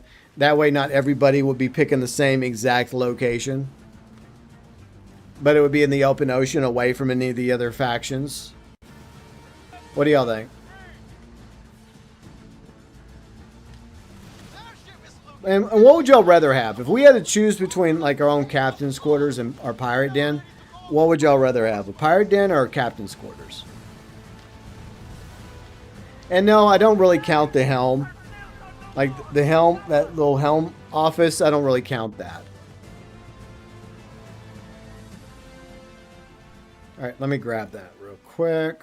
Alright, let's see. Anything else happening? Yeah, I'm not worried about that. We'll go back to St. Anne real quick. I really like the bit of flatlands, the topmost corner of the map. The topmost corner. So up here, are you talking about up here in the? Well, that's kind of rocky. Are you talking about like this area? You rather have the den, Victor? Yeah, I think the den has a lot more potential there. Because like you could have your own little quarters there anyways, right? Your own little office. So that would work. Yeah, I mean, there's definitely some spots. I mean, I don't know if we're ever going to get this expansion. They say that we may get it one day, but I don't know. I wouldn't bet the farm on that one. But so let me reread this real quick. The top corner of the. You like the flatlands. So these are the two top corners, like over here. It's kind of rocky over here. It's kind of, yeah, there's clearly mountains over here. So I mean, maybe you're thinking about this area, like by the jungle. So is that where you're thinking of, like maybe like put like a pirate den over here? The yellow. Okay, so this part. Okay, so yeah, I mean, this would be a good location for a pirate den. Yeah, this could work. I mean, it would probably be like interior based, so it would just be like you go inside it, similar to the Hubert twins or Lee's den. Okay, so I see what you're talking about, like over here. Looks like fields. Yeah, we can sell over there real quick. Let me do that. We'll go sell over there and have a look.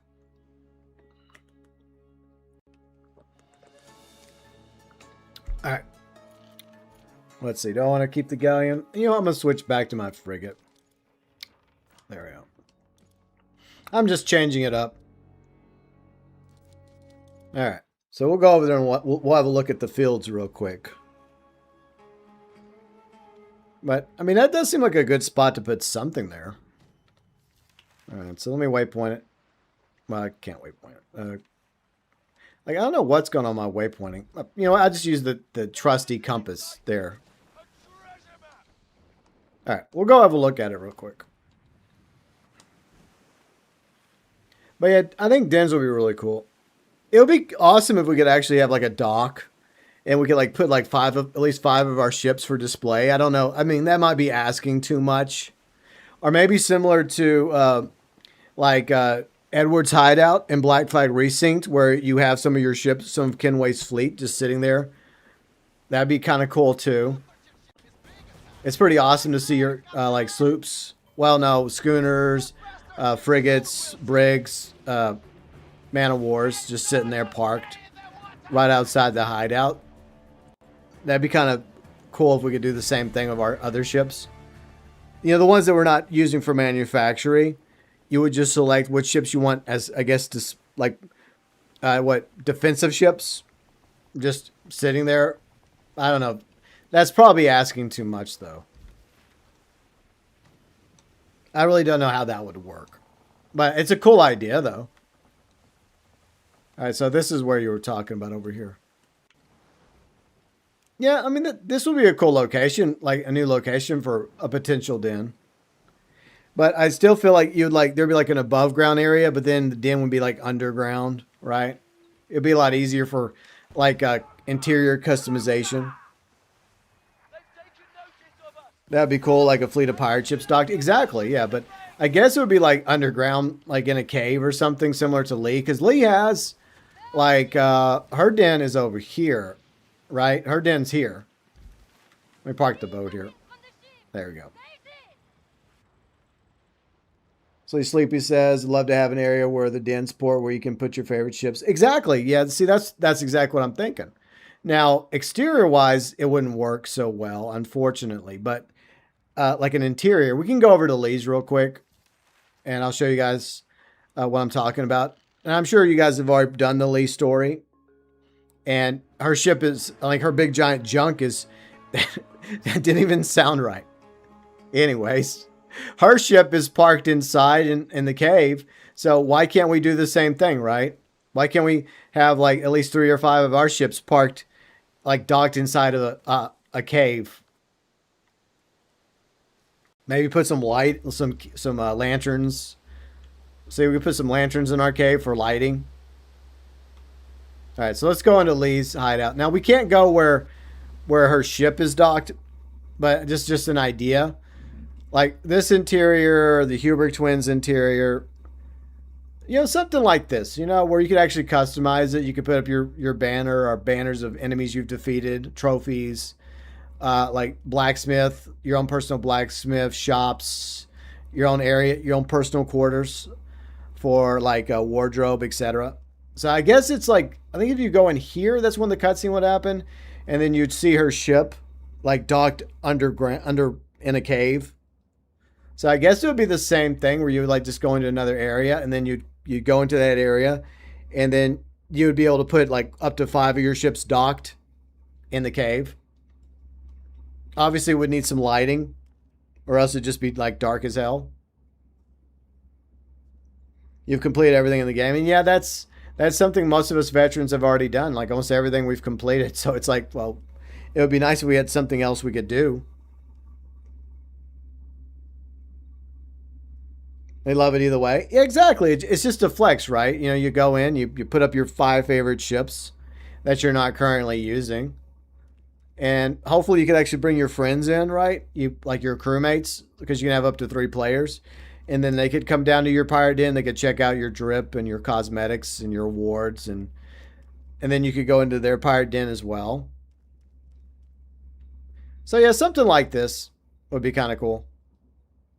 Well, different interior options, like maybe something a little nicer, like the Hubert. Like maybe you like this for an interior. I mean, it works for some players. Maybe some players want something a little nicer looking, like the Hubert twins interior. We can go over there too. And probably some other options that they clearly would never put in the shop, right? They'd never put those in the store for us to purchase. Ubisoft would never do such a thing. Oh, you want these cool looking interior options for your den? Oh, well, just give us some gold. All right, we'll go over to Fort Lewis real quick. But yeah, I mean, there's definitely something there when it comes to a den. But yeah, I hope this game does continue to get support. I know we get comments all the time from people, dead game, the ship already sank. It's like, okay, just kind of ignore it and move on. All right, so we're going to the Hubert twins interior. Check this out.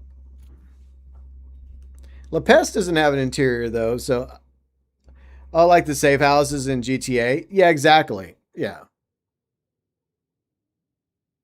Yeah, pretty much very, very similar to GTA. Eventually it'll load in. See, I mean, their interior is a little nicer, obviously. So, yeah, the ability to do a bit of customization to our interiors for a den would be nice.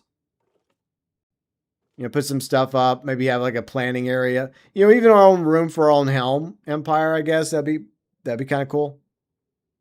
Ship customization, where you could customize your ship from inside here. Wardrobe section.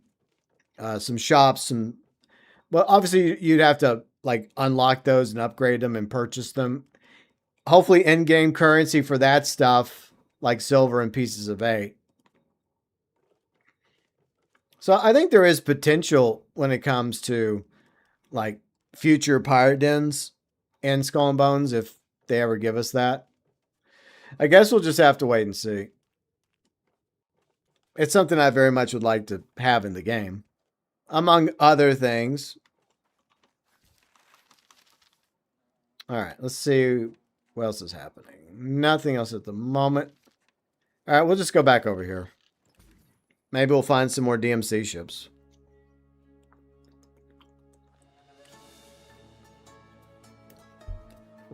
All right, babe. Yeah, I can go ahead and add you. Let me go into PlayStation chat. So Riley's going to be joining us. She's ready to join us for the next, I guess, we'll probably go on for another 90 minutes, then we'll call it a day because we got to go eat dinner with some family. Okay, that's working. What else do we need? Oh, yeah, I got to invite her. All right, so let me do that real quick.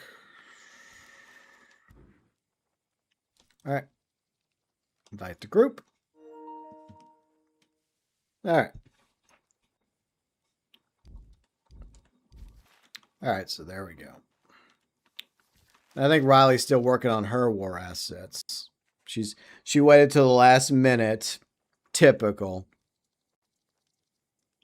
What would be my top 5 ships in the game? Okay, let's go and have a look real quick. My top ships will probably be different than Riley's top 5 ships.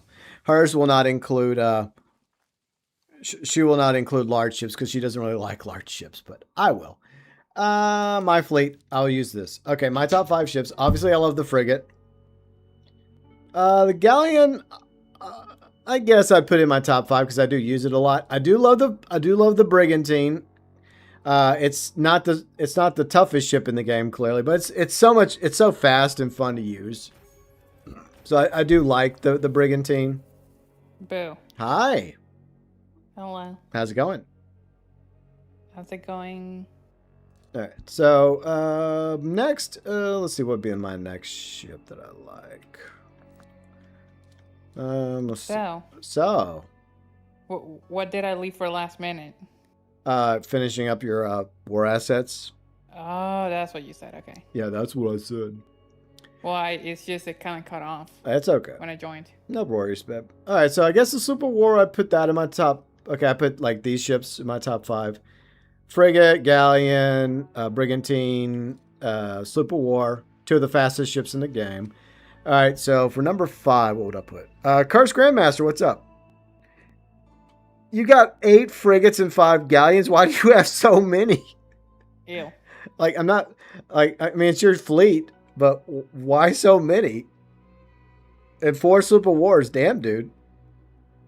Hey, teach their own, but, like, I have 2 frigates, but the other one was that frigate that we could earn, like, a few months ago. So, I mean, I like to, like, with the exception of the Patties, which I use for my factory ships. Like, that's the only ship I've built multiple versions of. Well, okay, well, except... No, I think that I earned one of these betters in the, Death Tides, I think. Yeah. So, yeah. But, okay, so... I sold both of them. Yeah. Okay, so I need a 5th ship. And by the way, feel free, y'all, everyone else, feel free and give us your top 5 ships or top 3. All right, so what will be my 5th favorite ship in the game? Besides Slip of War, Brigantine. And Brigantine is just for all time's sake. I mean, I know it's not the strongest ship anymore, but I love the little thing. It's fun. It's fast. Galleon, frigate, one more ship. So what are we on about? Top 5 ships. Your personal top 5. Okay. So this is the Traveler series. Hell yeah, it's the Traveler series. All my ships have the name Traveler. It's kind of like a running channel lore. Like, I came with this name Galaxy Traveler many years ago for the name of video game horses. And so I kind of kept it, like, to like Red Dead Redemption, Red Dead Redemption 2, Red Dead Online. And so I just love the name Traveler. And so I've named so many of all these ships have the name Traveler. Which is kind of challenging because you're limited on the letters, the characters, right? So I have to try to be somewhat creative. Okay, so let me think. 5th ship. What would be my 5th ship? I do like the Sandbook, though. I've always had a special place in my heart for the Sandbook. And I just recently brought it out of the manufactory. Corvette. I want the Corvette to be something for me. I just need to go back and rework it a little. I love the look of the Corvette. I really do. It's a beautiful ship. I don't know. I haven't really got it to where I want it to be. Maybe one day Riley and I will sort out the Corvette. I guess Sandbook. I just like the Sandbook. I like it. So there you go. So I guess, I mean, then again, the Schooner, I guess the Schooner gets honorable mention because I feel like the Schooner was a very underrated ship when it came out.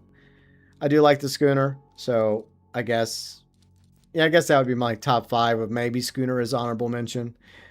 Like, I guess you could probably make the argument that if any of my ships that are in the manufactories, they're in the manufactories for a reason. So they don't get to be in my top 5 unless it's like a duplicate, like my other frigate that I got. But, to each their own. But, babe, do you have a top 5 or top 3?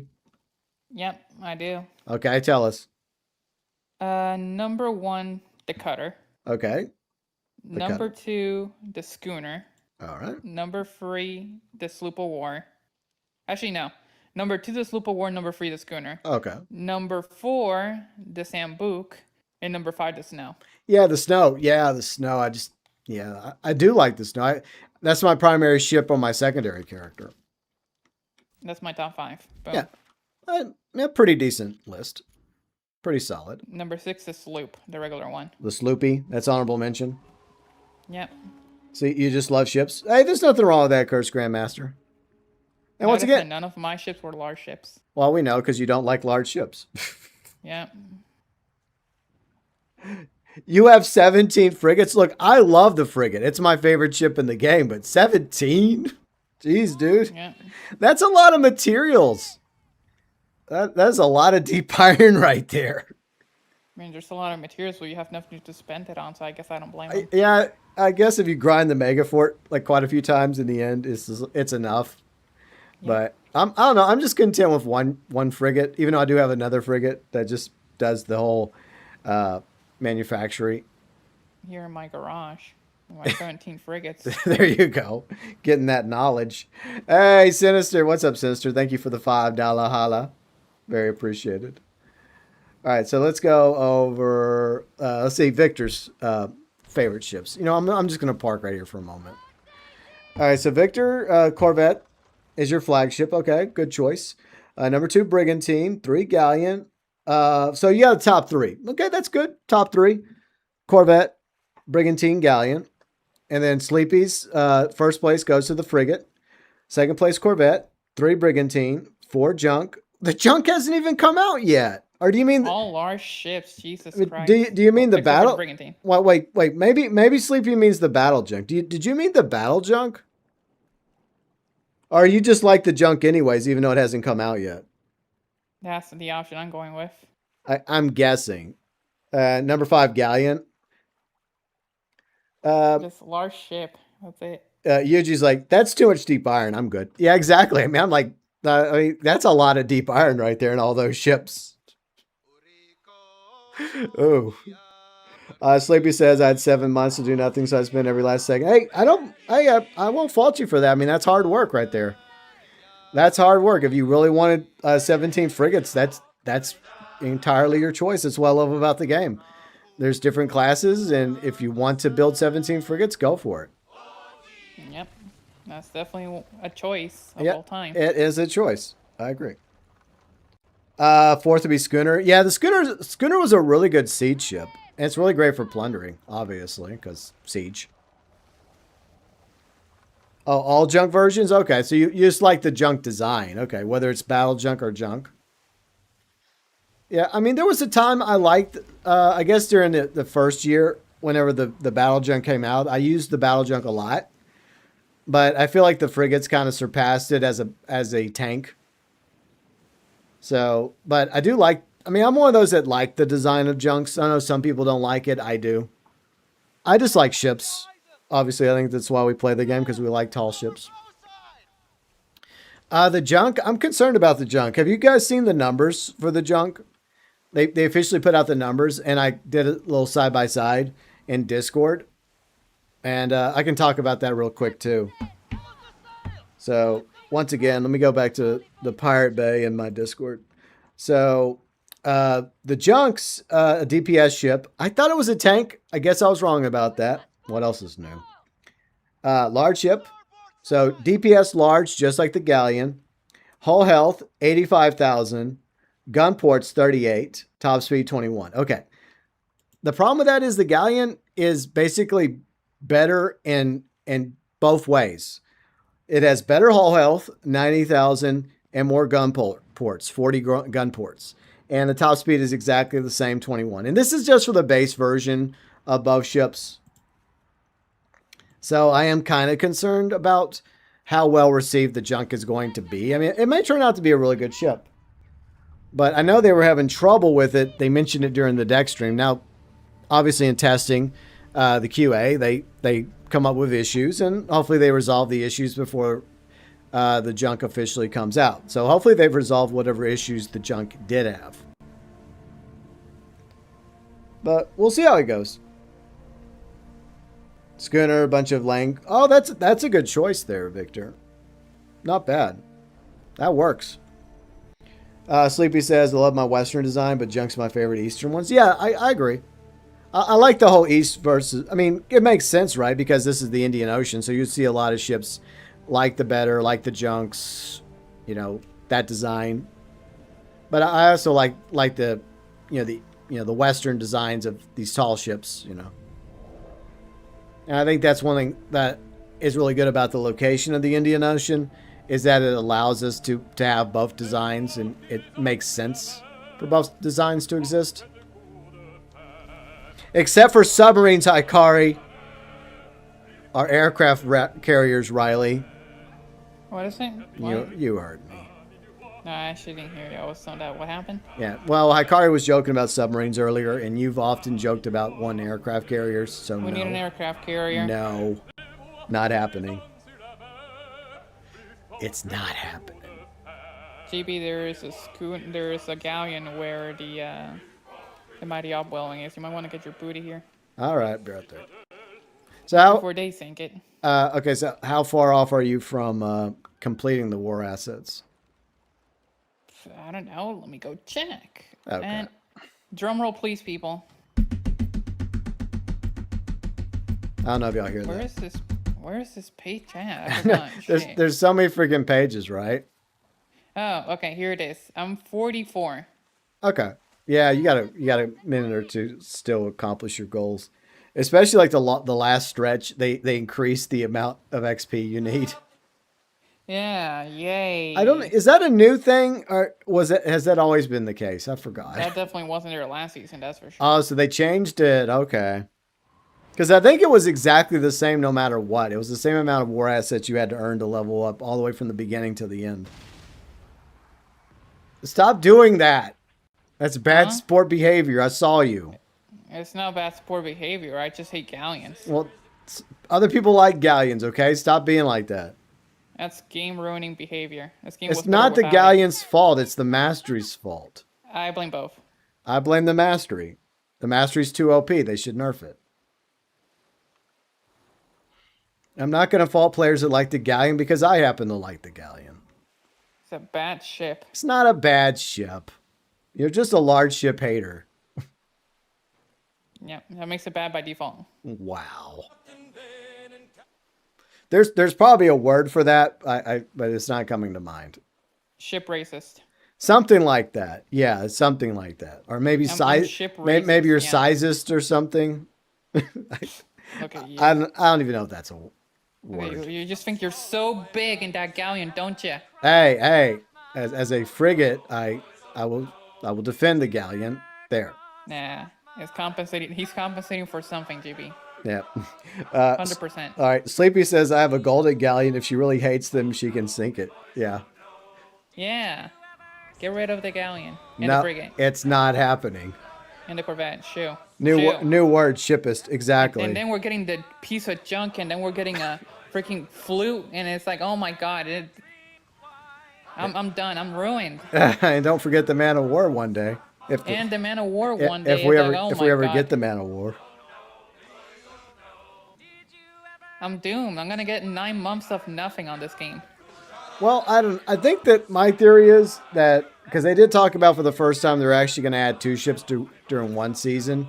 I think that's going to be when they add. Stop doing that. No, don't worry. I'm equalist. Here you go. You know what? Yeah, I can do that too. Here, Shit, enjoy some artillery. There. You want to be like that? Yeah, but you missed. I didn't miss. I got splash damage. Actually, you did. I would have destroyed you if that would have hit you. If it wasn't, Really? if we were doing PvP, that is. But anyways, we're on the same side here. We're all on the company for now until next season when you and I switch sides. It's all about the company you keep, GB. We're all That's bad company friends for now until Lee arrives. But then we'll switch sides to the Talons. Come on, get a hit. And... Yeah. Okay, I got a hit marker. All right, good. At least we get credit.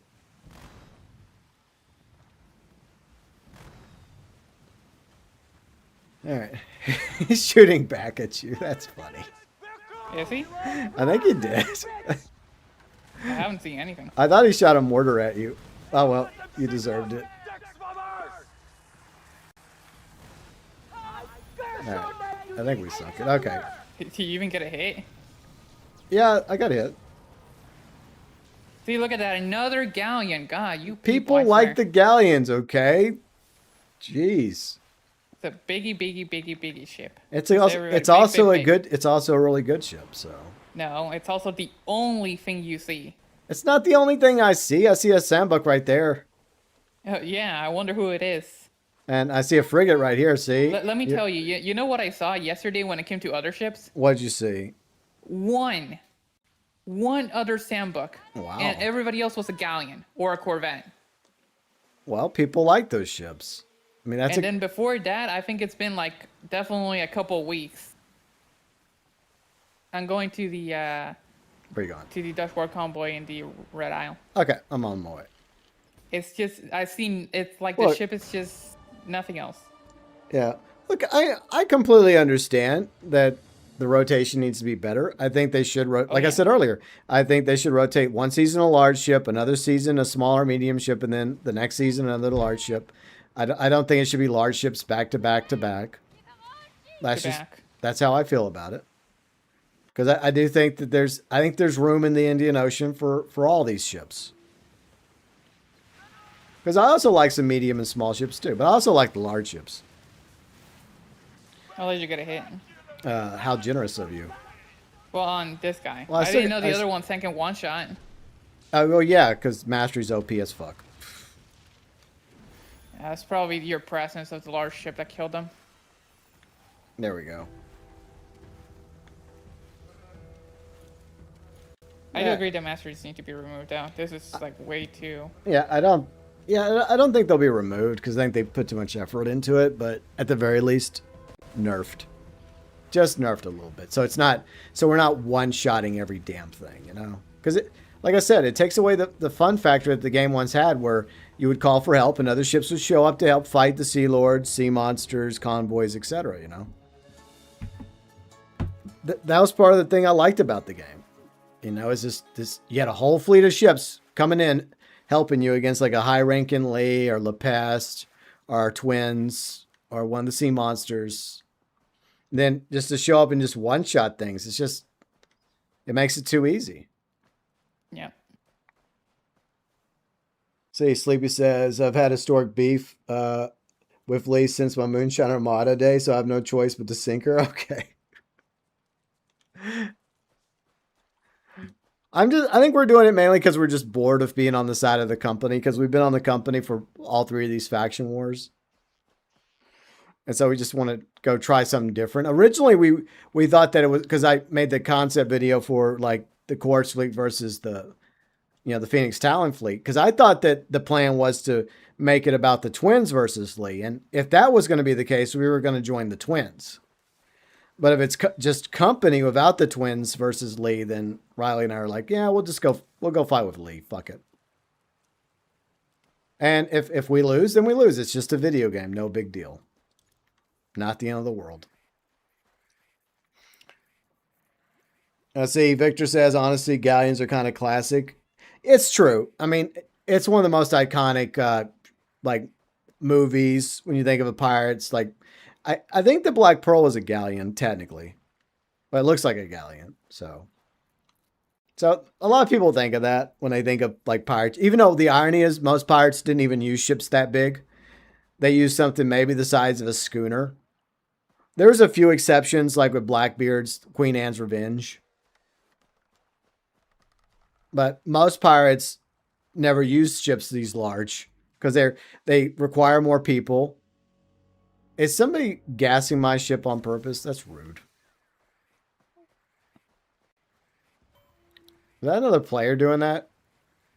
I don't know. I'm not even near you. Because I just saw my ship and I saw it with gas on it. Like, what the hell? That's rude.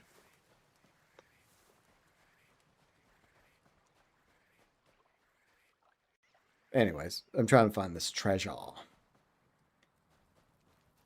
Since I used to actually go out of my way to go after treasure, but now I just don't. If I just happen to land on an island that has treasure, then I'll go do it. Sleepy says I generally should get a trophy name that says Latian Hater. Okay. That's funny. I mean, I would say she's probably of the Sea Lords, she's probably my least favorite. Like, I do feel like they did a better... Well, I don't know. Maybe Lepest. He wasn't really... We don't even get a Lepest cutscene. Like, no actual interaction with Lepest except for in battle.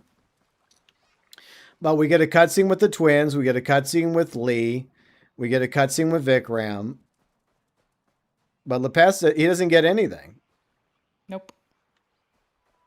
No cutscene for you. So, I don't know. I mean, how would y'all rank the Sea Lords from your favorite to your least favorite? I'm guessing Sleepy's least favorite is probably Lee. What about you? I know which one's your favorite, babe. What? You know which one's your favorite. Oh, yes. Yeah, your boy Bertram. Mm-hmm. That's just how I roll. Yeah. Lepest is just a file. Yeah, he's just an image. He doesn't even get a cutscene.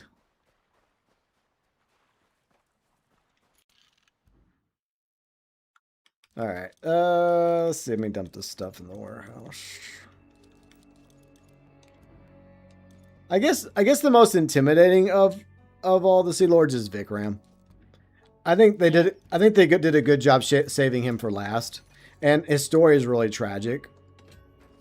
Well, yeah, they would have made a good job, but the game launched in such a bad state, though. It did. I agree. So saving the best for last is like, oh my god, well, you're waiting for something. Yeah. I mean, the build-up was pretty decent. I mean, because each Sea Lord is interesting in their own way. But I do feel like my personal favorite is probably Vikram. Plus, I like how he taunts you whenever you're fighting him. They all taunt you, but I like his taunts better. I like his laugh. Yeah. When he laughs all maniacally. Ah, Dragoo!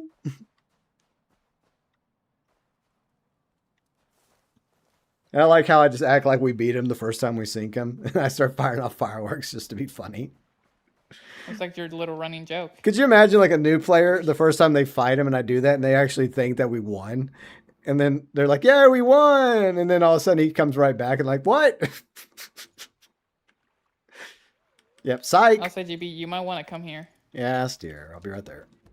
I was just selling a few things. Adieu. Okay. What's happening over here? War assets. Oh, that? I don't care about that right now. In fact, I'm going to Give you war assets. I'll step away for a minute. You're in charge. Feel free and promote your channel while I'm gone. Hello. Well, let me, I'm just going to step out for a moment. I got to take care of business. Don't leave me in charge. I don't even know how to run a channel or anything. Yeah, it's not like you have your own channel. Oh, yeah, you do. I don't. Anyways, so I'm going to leave you all in the care for Riley. I'll be right back in about a minute or two. And Riley, feel free and promote your channel. BRB. God help me. Oh, no.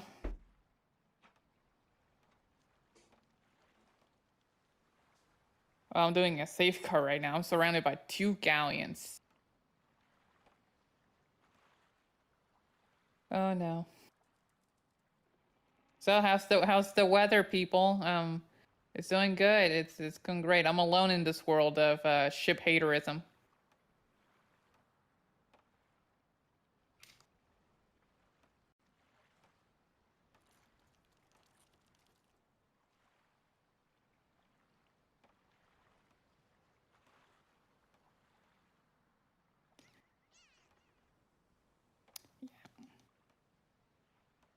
It's weird. GB said he wanted to win this area, and he's not here.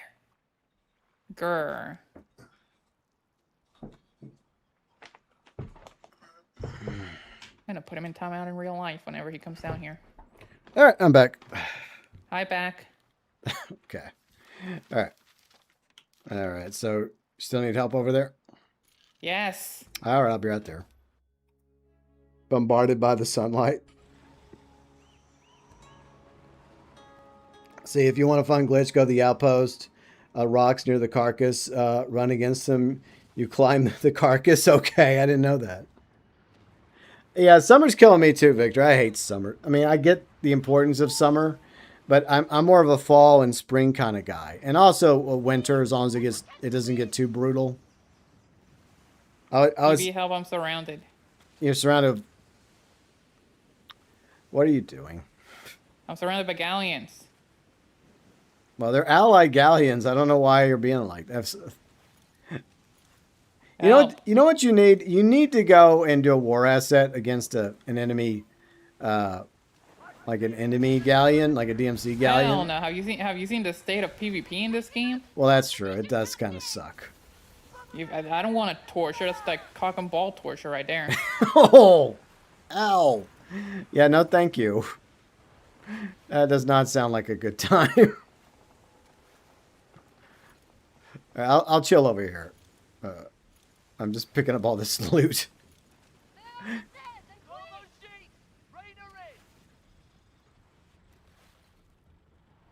Let's see, if I was to join you, I could show it, but I'm also collecting war assets. No worries, man. Yeah, I'll probably be back. Maybe next week. I don't know. The problem is, like, there's nothing going to be going on in the game for the next few weeks. So, but we'll see. But I do have, like I said, I do have 2 Skull and Bones videos planned this week. Like Monday video, early access, and then Tuesday's, Tuesday video as usual. But yeah, I think going into the next season, I'll start adding more people, like fellow Skull and Bones players. We have a couple people, but unfortunately some people have stopped playing, like our friend Yuji, he stopped playing. Riley's kind of on the fence about whether or not she wants to keep playing. Oh, I have like 9 months of nothing, so yeah, I'm quitting. I know, I'm sorry. Yeah, like I said, I mean, it's unfortunate that they're doing this whole back-to-back large ship release. Yeah. But I also feel like they're just using ships that they already had in the game. Because, they've had the junk since the first season. They've had the flute forever. So, of course, they're eventually going to make the flute a playable ship. Yay. I don't really understand. I hope they change their mind about the flute because I don't see it as a support ship. I mean, if there's a ship that should be a tank, it should be the flute. Like this thing. I see it like it's not even recyclable. Just throw it in the trash. That's how you feel about the flute? Wow. That's how I feel about every large ship. I know that. It's hard to really go by that opinion, though, because you just don't like any large ships. Well, my opinion's the only opinion that matters. It's the only one that's right. Oh, I see how it is. Okay. Every other opinion's wrong. All right. So, what the hell does everybody else feel about the flute? Anyone else want your own personal flute? Or do y'all feel like she does regarding the flute?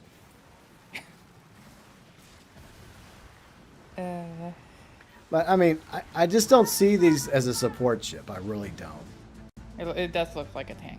Yeah. Especially whenever you're, like, up against, like, the Commodore Gooner. And he's firing mortar after mortar, or the Op Welling. I mean, that's what I'm thinking that the ship should be. It should be a ship that allows you to fire, like, a shit ton of mortars. Just my thought on it. I do like sinking them, though. There's no war asset anything. Nothing. 57, what's up, 57? How's it going? I hope you're having a good weekend. Riley and I are just chatting about Skull and Bones. Yeah. And doing the faction war in its final weekend. See, Sleepy says, I'm looking forward to it, but also, hey, at the same time, it seems to be team-oriented and not solo-friendly. I guess that's what they're, maybe trying to do with the flute. I don't know. We'll have to wait and see. Now, I want someone to correct me if I'm wrong about this. Okay, feel free. I'm okay when I'm wrong. It's not the end of the world if I'm wrong about shit. You're wrong. I know, probably. When the junk was first announced, which I still think should be called the war junk, but they don't really care about my opinion. So, anyways, was it originally planned as a tank, or am I wrong about that? Because I could have swore it was originally going to be a tank when they first announced it for year 3. If I'm wrong, I'm wrong. It's not the end of the world. but I could have swore it was supposed to be a tank at first. Because its nickname is like the Infernal Juggernaut. And when I think of Juggernaut, I think of a tank, you know? And since the Galleon was a DPS, and if the Flute was supposed to be a support ship, it would make sense for the junk to be a tank. Victor says the Flute feels like a mortar ship. Exactly. I agree 100%. Most of the time, that's like their best weapon against you when you're fighting one of these boss ships that happen to use a flute. They're just mortaring the hell out of you. That's what it should be. It should be like like an awesome mortar ship. That maybe it's not the best at anything. It's just basic broadsides, front and back. But what it really excels at is like maybe not a whole bunch of mortars, but at least maybe like 4 mortars instead of 2 or something. I don't know. Because they're not gonna make it the same way that that the enemy flutes are.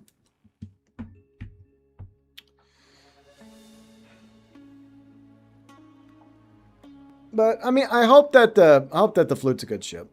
Let's see. Sleepy says, last I heard it was a tank. Well, see, I knew it. I knew I wasn't the only one that thought it was going to be a tank at first. So they changed it. They decided to make it a DPS instead. Now I don't feel so crazy. Well, maybe I'm still a little crazy. Cray. Yep. So if they changed the junk from a tank to a DPS, maybe they're going to change the flute from support to tank, which would definitely make more sense. Gasp. It just doesn't strike me as a support ship.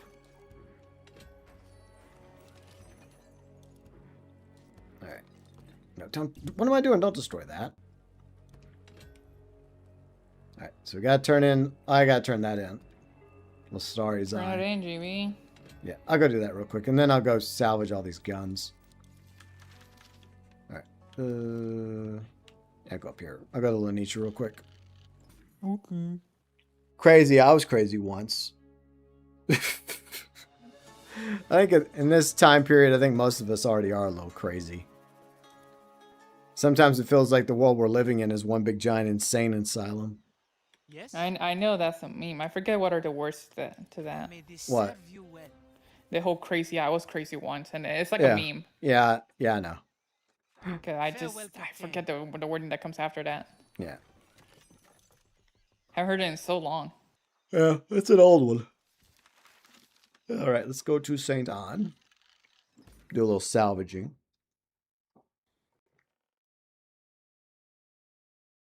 All right, so babe, Yes. so for a medium or small ship, what are you envisioning your ideal medium small ship if they ever add like I mean, they are going to add at least one medium ship this season, but what would you like in a new medium or small ship? Welcome Okay, let me think. Yeah, just take your time, just think I'm about trying it. to think of what we have and don't have. Yeah. Yeah, take your time, think about it for a little bit. Okay, we could get a small poison ship. Maybe. Let's see, because I'm coming this from the top of my head, so I haven't thought about it. That's like, okay. fully. No worries. Because the medium ship is supposed to be lightning based, so that'd be kind of cool. Even though I would have liked for the junk to be lightning based, but you know, it is what it is. Right. C57 says, let's hope we all win, at least have some fun. Exactly. That's how I feel. As long as everyone has a good time. I know some people are jokingly involved in the whole rivalry between the DMC and company, and it's just trash talking just to be fun. They don't really mean anything by it, but I think there's a few players that just take it a little too seriously. Most of us don't, but you know there's a few, and you're just like, what are you doing this for? Do you really think the company or the DMC gives 2 shits for you? It's just like real life corporations. It's the same thing. They don't really care. Need a sister with a bite. See Mako Lacey. Right. Time to cook some Lestari. There we go. Do y'all think that there needs to be like a new weapon type or element? I don't know. I've thought about I that. don't think so. You don't think so? You know, I did have this one thought, and I think you mentioned it the other night. What? Yeah, it was that image. Oh yeah, let me bring that up real quick because I'll What probably image? I'll talk about it again on Tuesday. It's that image I was showing you off of Skull and Bones social account. So I want you all to look at this image, and I'll post the Skull and Bones social media linked. I'll link it for you guys to look at real quick. All right, so let me put in. I'll put it in the chat real quick. So we're gonna look at this. And we're gonna discuss this really quick. Let me see. Maybe I could just make this easier. Image. You know what? Let me do this real quick. Yeah, I'll just go grab this. I'll because I already have the image saved. I can just put it in the OBS real quick. All right. All right. So let me all right. So let me size it a little bit. It's a little too large. Let me resize it. Then we can get a good look at this together. I'll scroll it down as I'll move it down so my pretty face will still appear. Yay. Okay, I think that's as good as I can get it at the moment. All right, so let me move that image down a little. I'll move it right under my webcam. Okay. Okay, so they teased this image, right? So they teased this image. So what do y'all think this is? I think it's maybe part of the new Abyss fleet that's going to be in World Tier 4. So what are y'all's thoughts and opinions about this image they teased a few days ago? Because that's clearly a junk, right? That's clearly a junk. But like, what type of weapon is it using with all this fire? Obviously fire-based, but like, what the hell is that? That's pretty intense, I think. I don't think they're fire torpedoes. I mean, that would be silly, wouldn't it? This is an image they teased a few days ago, and I'll read what they said. The barrier was never a wall; it was always leaking. Captains, a new threat is coming from beneath. That's what they said. I can quote that. Submarines confirmed. It's not a submarine. They said it's coming from the deep. All right, let me quote. This is the quote off the social media page for it. I'll put in quotes. There. Okay. So that's the quote. So, I mean, obviously, I guess it's the Abyss fleet. And maybe this is like maybe this is like the flagship of the Abyss fleet in World Tier 4. But like, what the hell is it shooting? Are those fire torpedoes? Because it reminds me of that one. What's the one captain? I mean, like, what's that one captain? Vanderkill? No, Alpak. Oh, Alpak. No, I think Vanderkill also uses like a shit ton of torpedoes, doesn't he? Yeah. But Alpak does too. So that's kind of reminding me of that, but it looks like they're fire-based torpedoes. Okay. Was it like Greek fire? I'm not a doctor, so I can't tell you. But anyways, yeah, your thoughts, views, and opinions about this image. So, all right. There you go. I just thought it was worth discussing. Maybe I'll ask about it again in Tuesday's video. I would like one where it's poison mending instead of flammable mending. That's interesting. That's good. Yeah, GB would do that and use it. Yeah, I probably would because I do like mending. anything I can do to heal my ship in battle, I'll do it. I need all the help I can get. There's a lot of mental stability. It seems like fuel spills.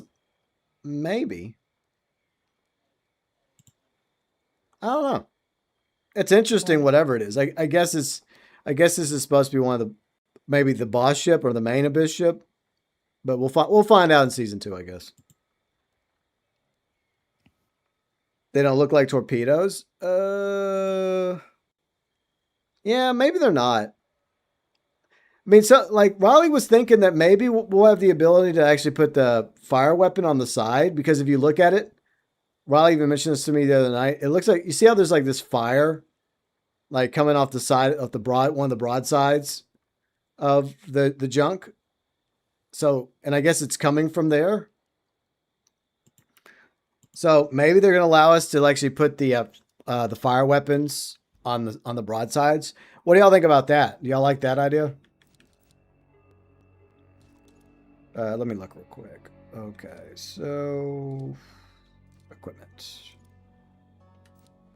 All right. So as most of y'all know, let's see, where would it be? Stern? No, it's not the stern. Port. But anyways, let me just go to my weapons real quick. This will give you guys a better idea of what I'm trying to talk about. Let's see. I do have some Seafire. Okay, my Seafire weapon. Okay, so I guess the possibility is that maybe we'll have the ability to put Seafire weapons on the broadsides now. What do y'all think about that? Looks very painful. Yeah, that would be kind of crazy, wouldn't it? But it would be like an up-close attack, right? I'm guessing. Like, you just make a complete burner ship where you can just burn from the front and the sides.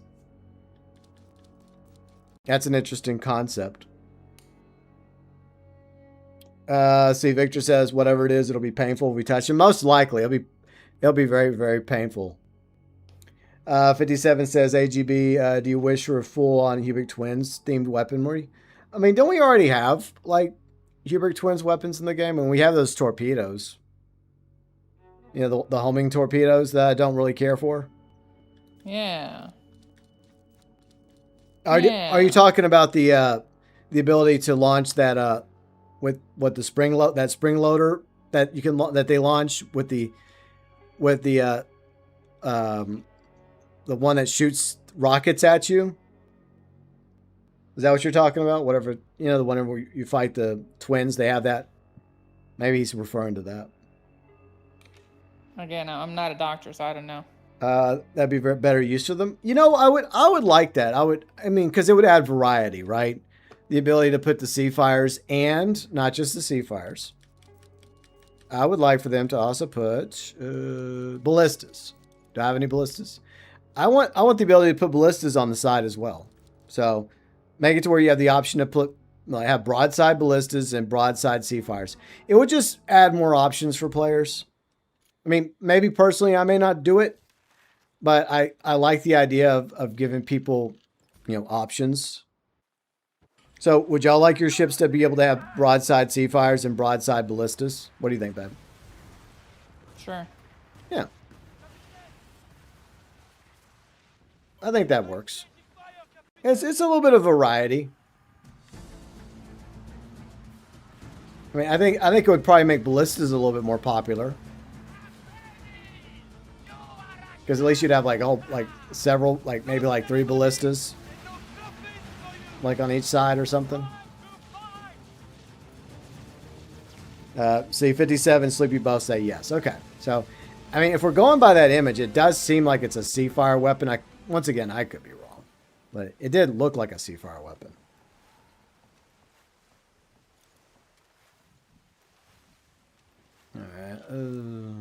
All right, 40 seconds. Okay.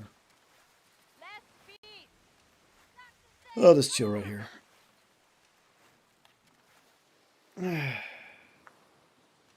But we'll see if that's their plan. I don't know if that's actually their plan. Could be. Maybe it is. Maybe it's not.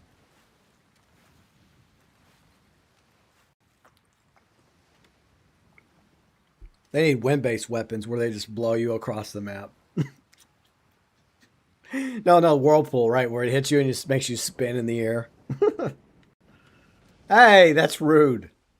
Hello. What'd you do that for? I can't believe you ran into me. I want your insurance. You ran into me. I got proof. I got my dash cam. I want your insurance. You're gonna pay. It's getting thrown out because my dash cam vindicates me. So there you go. No, you have no dash cam anymore. It's called my live stream. Shit.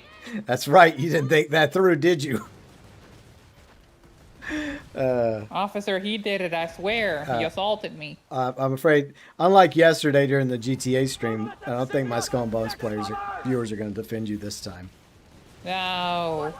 Because everybody yesterday was siding with you Like, because you're wanting to go watch Spider-Man and go bowling this week. And I was like, no, you have to pick one. Yeah. And then everybody in chat yesterday was like, no, you have to take her to both. I'm like, why are y'all betraying me? Taking me bowling. Taking me to I felt like Dutch. Come on, GP. You want to see both anyway, and you want to do both anyway. I know, but I was kind of just thinking maybe we do one this week and then one the next week. No, it takes too long. Yeah, but that's a lot of effort, though. So I felt like Dutch, like during yesterday's GTA stream when everybody was saying that. And I'm like, why are you all betraying me? It takes too long, GB. I don't want to wait 1 week for one thing another week. Like, what about the rest of the days? We're not What about doing nothing at all? See, that's the other. You would like that. It could always be worse. Let's just do nothing. Yeah, that's a great idea. But I guess maybe Monday we'll go watch Spider-Man, and then maybe at the end of the week we might go bowling. We'll see. Of course. Or we could go watch Spider-Man and be like, damn, that was a good movie. Now let's go play bowling. We're not doing it back to back. Why not? No, because I want to. You know me, I gotta go home and chill afterwards. I gotta relax a little. You've been relaxing watching a movie for 3 hours. Yeah, but I gotta go home and relax some more. What, are you old? Yeah. Shit. He went for it. Yep, I did. All right, let me open these. All right. Move this to the warehouse and furniture. All right. See, maybe it's a cannon that's part C fire. Maybe it's like a fire, like a. Well, I mean, we already have fire cannons, but maybe it's a new type of fire cannon. Maybe. I mean, it's a possibility, Sleepy. 57 says, I actually want to use the Hubert Dream culverins and buoy launchers or even rockets. I think that's always a possibility for those weapons. Maybe if they ever add the Hubert twins as a faction. I thought they were going to. Like in the roadmap, it's the Hubert twins and Lee. So I just thought that it would be the Chorus Fleet versus, the Phoenix Talon, like in my concept video. But it looks like it's just going to be Company versus Lee, which I find less interesting. So, DB, come join us. what's happening? Look where I am. All right, I'll come. Give me a minute. I just had to salvage a few things. Where did you go? Oh, you're doing another one of these? Okay. You know why? Why? Because we're getting war asses out of them. Yeah. So have you made any progress with yours? I'm hoping. I guess I'll check at the end of the stream. All right. Yeah, we'll go on for about maybe another 30 minutes, and we'll call it a day. But we do appreciate you all hanging out. I appreciate you. I appreciate you. Yeah.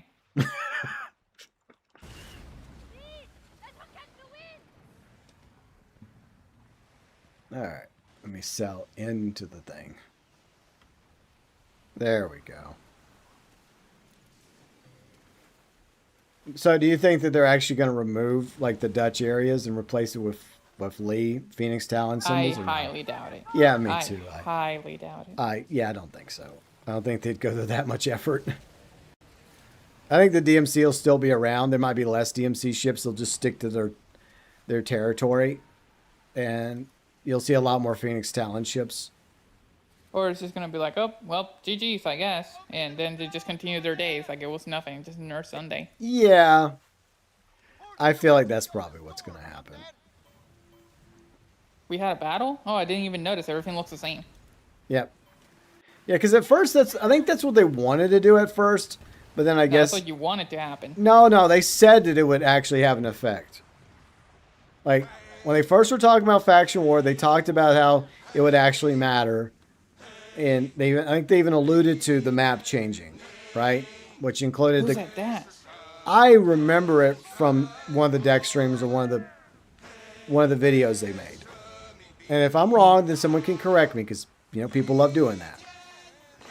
But I could have swore that part of the plan was to actually change, parts of the map to reflect, who was winning the faction war. Or maybe what I thought they meant isn't the same as what they actually meant. And what they really meant was this map right here. This is probably what they meant. Like, oh, you thought we'd actually change, like, cosmetically the different locations? No. Are you crazy? That's too much work. The budget does not cover this. Yeah, probably not. I guess I'm guilty of having lofty ideas, right? Just a little too lofty. Your thinking is too wishful. I would like to see areas occasionally get swapped. Yeah, I agree. I mean, that's what I thought was going to happen. See, I thought at the end of Faction War 1, like the areas that were won by the DMC would be DMC territories on the map, and then the areas won by the company would become company territories. So I thought that's what was going to happen, but, well, that's definitely not what happened. They just gave them back. They're like, okay, well, here's your territories back. Oh, thanks. Well, here's your territories back. Okay, let's do this again. Did you imagine that? What? It's like in between each faction war, they just hand back over the territories after all the bloodshed and all the ships destroyed. Would be nice. Like, okay, well, here's your territories back, DMC. Oh, thank you. Oh, by the way, company, here's your territories back. All right, looking forward to doing this again in a few weeks. We're just the pawns in this whole operation. Yeah. But, I mean, that's a big reason why I just wanted it to be 2 factions instead of just 1 new faction. That way, we could just sideline the company and the DMC, let them lick their wounds, and just let it be about the Twins versus Lee. So you're still playing Diablo 4? Are you on Expert? Nice, UG. Well, I hope it's going well. Yeah, I deleted my Diablos because I enjoyed playing them back when I got back into Diablo 2 and Diablo 4. But I don't like the seasons. So once I was done with Vessel of Hatred and Lord of Hatred, that was pretty much it for me. And then, doing the Warlock, trying out the Warlock in Diablo 2. It was fun. But after that, I'm like, okay, well, that's pretty much it for me. Like I'm just not a seasonal player when it comes to Diablo. I'm not. Like, if it's story based, adding lore to the game, okay, cool, I'll go do that. But I just don't like creating a new character. It's like what we were talking about with Pal World, right? It's the same issue. Right. Except where you create a new character and you have to start completely over and blah, blah, blah. It's kind of like that with the seasonal characters in Diablo 4. But with like the Eternal Realm, it's different. With the Eternal Realm, you don't have to completely start over with a new character. But I just can't be bothered. I know there's players that love the seasons in Diablo 4. I'm just not one of them. See, you understand, might do the same when you're done. Yeah. I mean, I still would recommend, even if you don't do it on stream, if you just play them off stream, I do recommend you eventually play through Vessel of Hatred and Lord of Hatred, especially Lord of Hatred. Lord of Hatred was really good. I mean, Vessel of Hatred was okay, but Lord of Hatred was definitely the better of the two.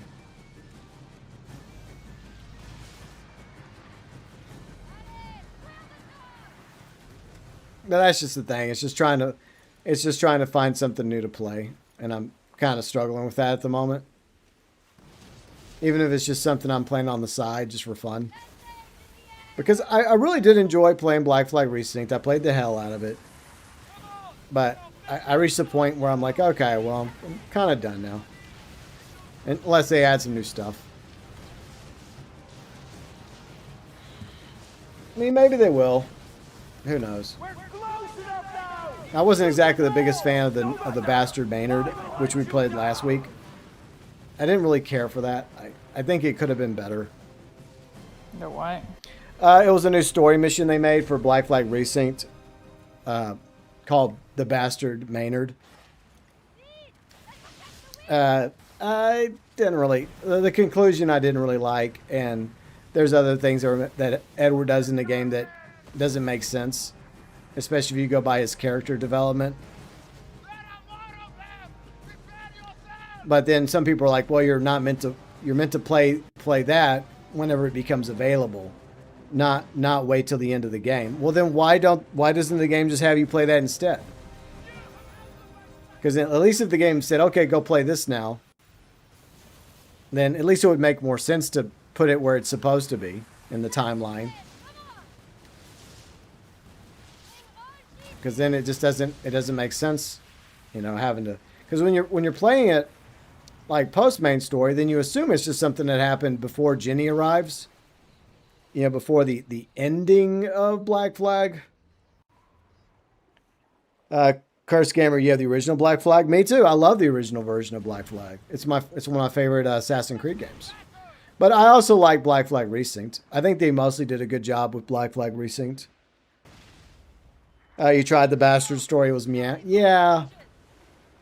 It had potential to be good. It's just there's things about it that just doesn't really make sense to me.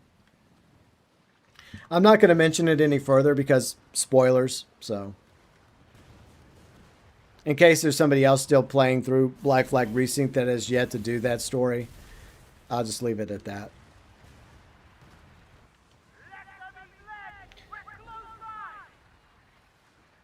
Your favorite's Rogue? Yeah, I like the twist in Rogue. I like the fact that you actually get to play a Templar. Because that was one thing I always wondered. I mean, like, I would have liked for them to do a spin-off series. Like, instead of Assassin's Creed, call it, like, a Templar's Order or something, right? And then just have a set of stories where you actually play as a Templar. And you see it from their point of view.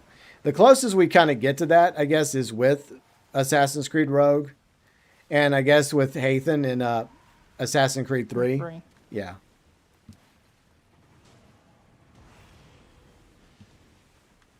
But that would have been kind of interesting, though, to have, like, you know, like a series dedicated to the Templars from their perspective.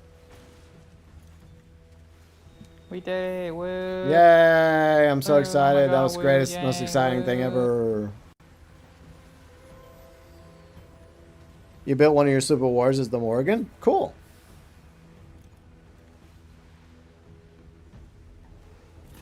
Yeah, I hope that they do eventually do like a Rogue Resynced. I guess that would be pretty. It's a pretty short game compared to other Assassin's Creed games, so I could see them doing that. I know they got plans for other remakes, and I am also kind of concerned about their plans for remakes. Because it's, look, I like the modern day story of Assassin's Creed, Ezio Trilogy, and the ending of the modern story I don't like. And that's the reason why I didn't have a problem with them trying to change or improve the modern story with Black Flag Resynced. Because most people don't like it. Because the moment Desmond's killed off, it's like you no longer care. Because you spend all these other games invested in his story. And then just to kill him off, you're like, well, what the fuck, Ubisoft?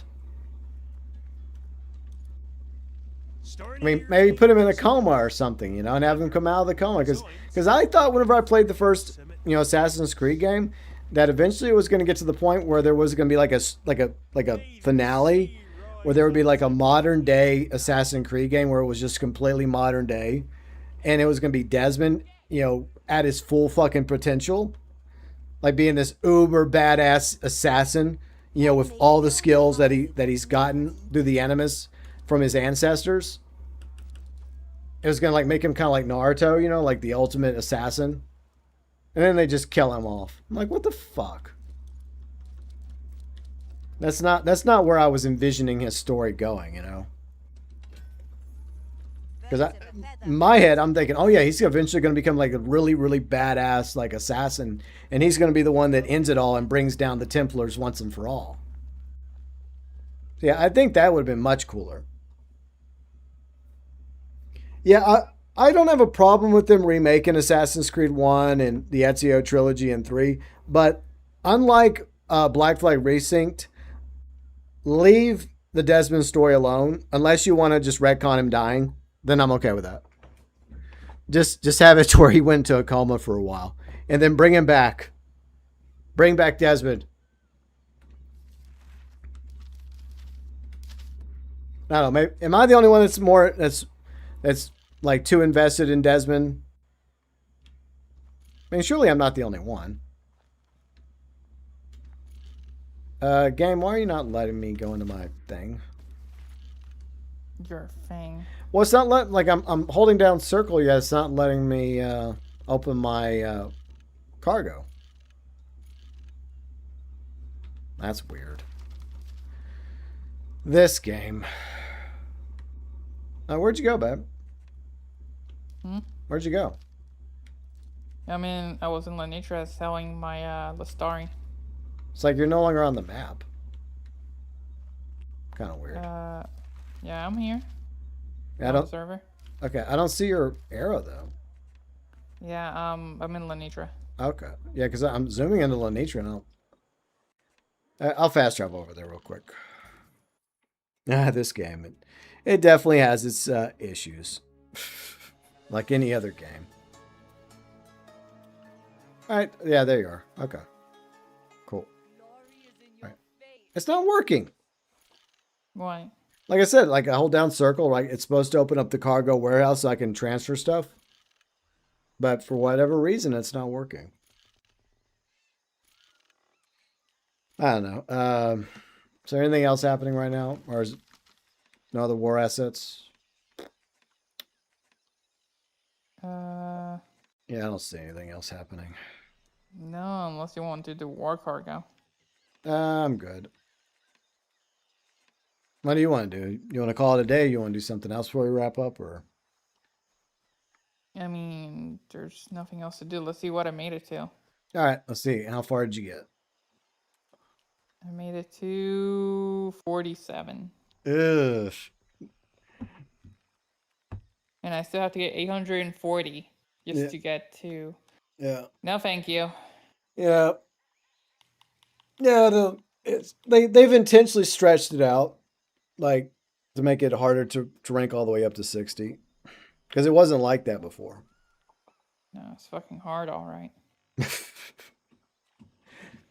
Let's see, Victor says recent Assassin's Creed Modern part felt weird. Yeah, exactly. They lost their way when they decided to kill off Desmond. They've never recovered. I know they tried. I think didn't they introduce another character eventually? But it's like at that point you just don't care anymore. It's like you had a good thing going with Desmond, slowly building up his story, right? Slowly, and then eventually doing an Assassin's Creed game dedicated to him, you know, where he takes everything he's learned, you know, from his ancestors through the Animus, and it makes him a badass assassin, you know, and you're fighting in the modern day, you know. But they bungled that.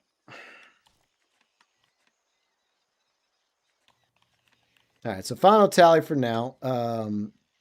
So these two are still up for grabs. The Lower East Africa DMC barely is leading by like 152,000. We've climbed back to barely leading in Southern African coast by only 9,000. So these two could still go either way. So we'll find out Tuesday who won these two territories, but the other three territories are pretty much locked. Looks like the company's going to win Southern Red Isles by 2.6 million. And DMC most likely going to win Eastern Isles by 644,000. And then the company's going to win the Southern Open Seas by 2.6 million. So at least these three territories are all but decided in the final day of the faction war. So it really is down to these two to see who's ultimately going to win. If the company wins these two territories, then we come back and we win Faction War 3. But if we only win one of these territories, then the DMC wins Faction War 3. But doesn't really matter because the company is still going to win overall because it's the company versus Lee going forward into Season 2. But yeah, I guess that's enough for today, babe. What do you think? Yeah. Yeah. That is enough Skull and Bones for today. But I do have 2 Skull and Bones videos planned this week. Tomorrow's video will be early access for the members. Another concept video. And yeah, thanks again for everybody that watched the Super War video. And then Tuesday's the typical Tuesday video, just letting you know what's going on that week. I guess we'll do a final tally of the faction war and patch notes, etc. And by the way, there is some discounts in the store. Riley told me about that the other night. I did show off the discounts at the beginning, so if you're interested in some of the bundles, there is some discounts. FY. I see 57 says, I hope the company wins. It'll be glorious. It would be a comeback if the company does win Faction War 3. If they don't, then, I mean, good for the DMC finally getting a win.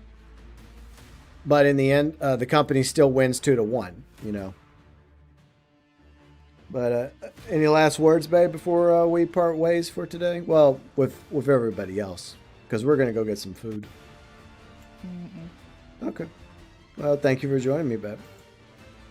Yeah, it was definitely something. It was something. Yeah, it's just, well, more of the same, you know? Yeah, I know. I mean, I'm hoping that things turn around. Hopefully, we'll see.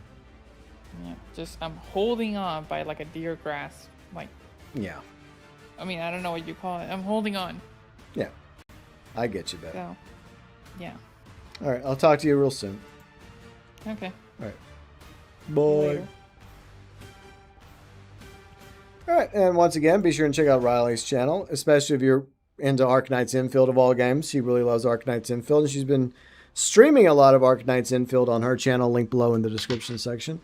And see you later, Victor, and Sleepy, and 57, and Curse Grandmaster, and Yuji. Appreciate you guys hanging out today, and thanks again, Sinister, for the super chat. So, yeah, we got 2 Skull and Bones videos coming up this week.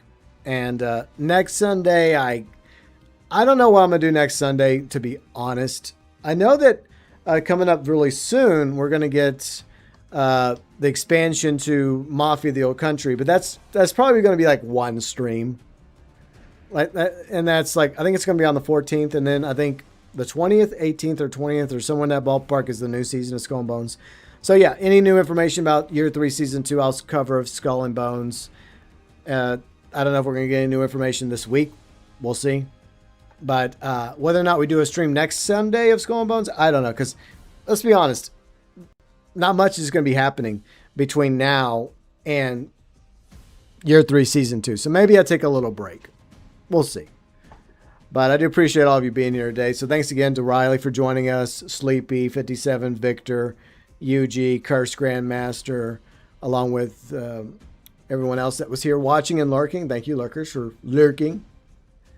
And who else was here? Oh, Sinister again, and John Law, and see, Astro was also here earlier. But yeah, I appreciate all of you being here, and thank you for watching my content and my Skull and Bones streams, and my GTA content as well. But yeah, if you enjoyed today's stream and you're watching on YouTube and you already subscribed and ringing, dinging the bell on your way out the door, feel free and leave a like. And if you're new to the channel, we will continue covering Skull and Bones. Got 2 videos planned. One for Monday, one for Tuesday. And then any information about Year 3, Season 2, we will also cover. So that's happening. I also cover Grand Theft Auto Online on Thursdays. And any news related to GTA 6. Because obviously I'm excited about GTA 6. And we're going to be playing and covering that. So very excited about GTA 6 and eventually 6 Online. And coming up this August, we're already in August, we got, as I mentioned, that expansion to Mafia the Old Country, Man of Honor. I'll be streaming that whenever it comes out. I think that's the 14th. And then a few days later, we'll have the launch of Year 3, Season 2 of Skull and Bones. That's the tentative schedule this month for August, like GTA, at least one Mafia the Old Country stream, and Skull and Bones, and videos, of course, as usual. Big thank you to Riley for joining me today. Check out her channel. Check out our vlogs channel. And yeah, we did put out the July 2026 vlog. If you want to find out what we were up to in July, shows we were watching, movies, real life stuff, video games. We talk about quite a few video games in the vlog. And we also sell around Skull and Bones, so feel free and check out the July vlog. Link below in the description section, along with the vlogs channel. Big thank you to all of you, my amazing viewers, subscribers, followers, fans, friends, mods, super chat heroes on YouTube, and of course the YouTube members for your support. If you're interested in the YouTube membership program, click the join button. All YouTube members get access to the badges, the emotes, shout outs at the beginning of live streams. You get included below in the description section of live streams. You get put up on the wall every month. You get featured at the beginning and ending of all videos. Early access to one video a week, including tomorrow's Skull and Bones concept video. Early access for members, Monday morning. And you also get featured in the description section of the channel, where you can find the live stream schedule as well as socials, Twitch, Discord, and once again, the Vlogs channel. I hope you all have a great week ahead. And don't forget to check out my Skull and Bones videos coming up on Monday and Tuesday. And as always, from the bottom of my heart and Davy Jones's locker, as always, from me to each and every one of you, thanks for watching.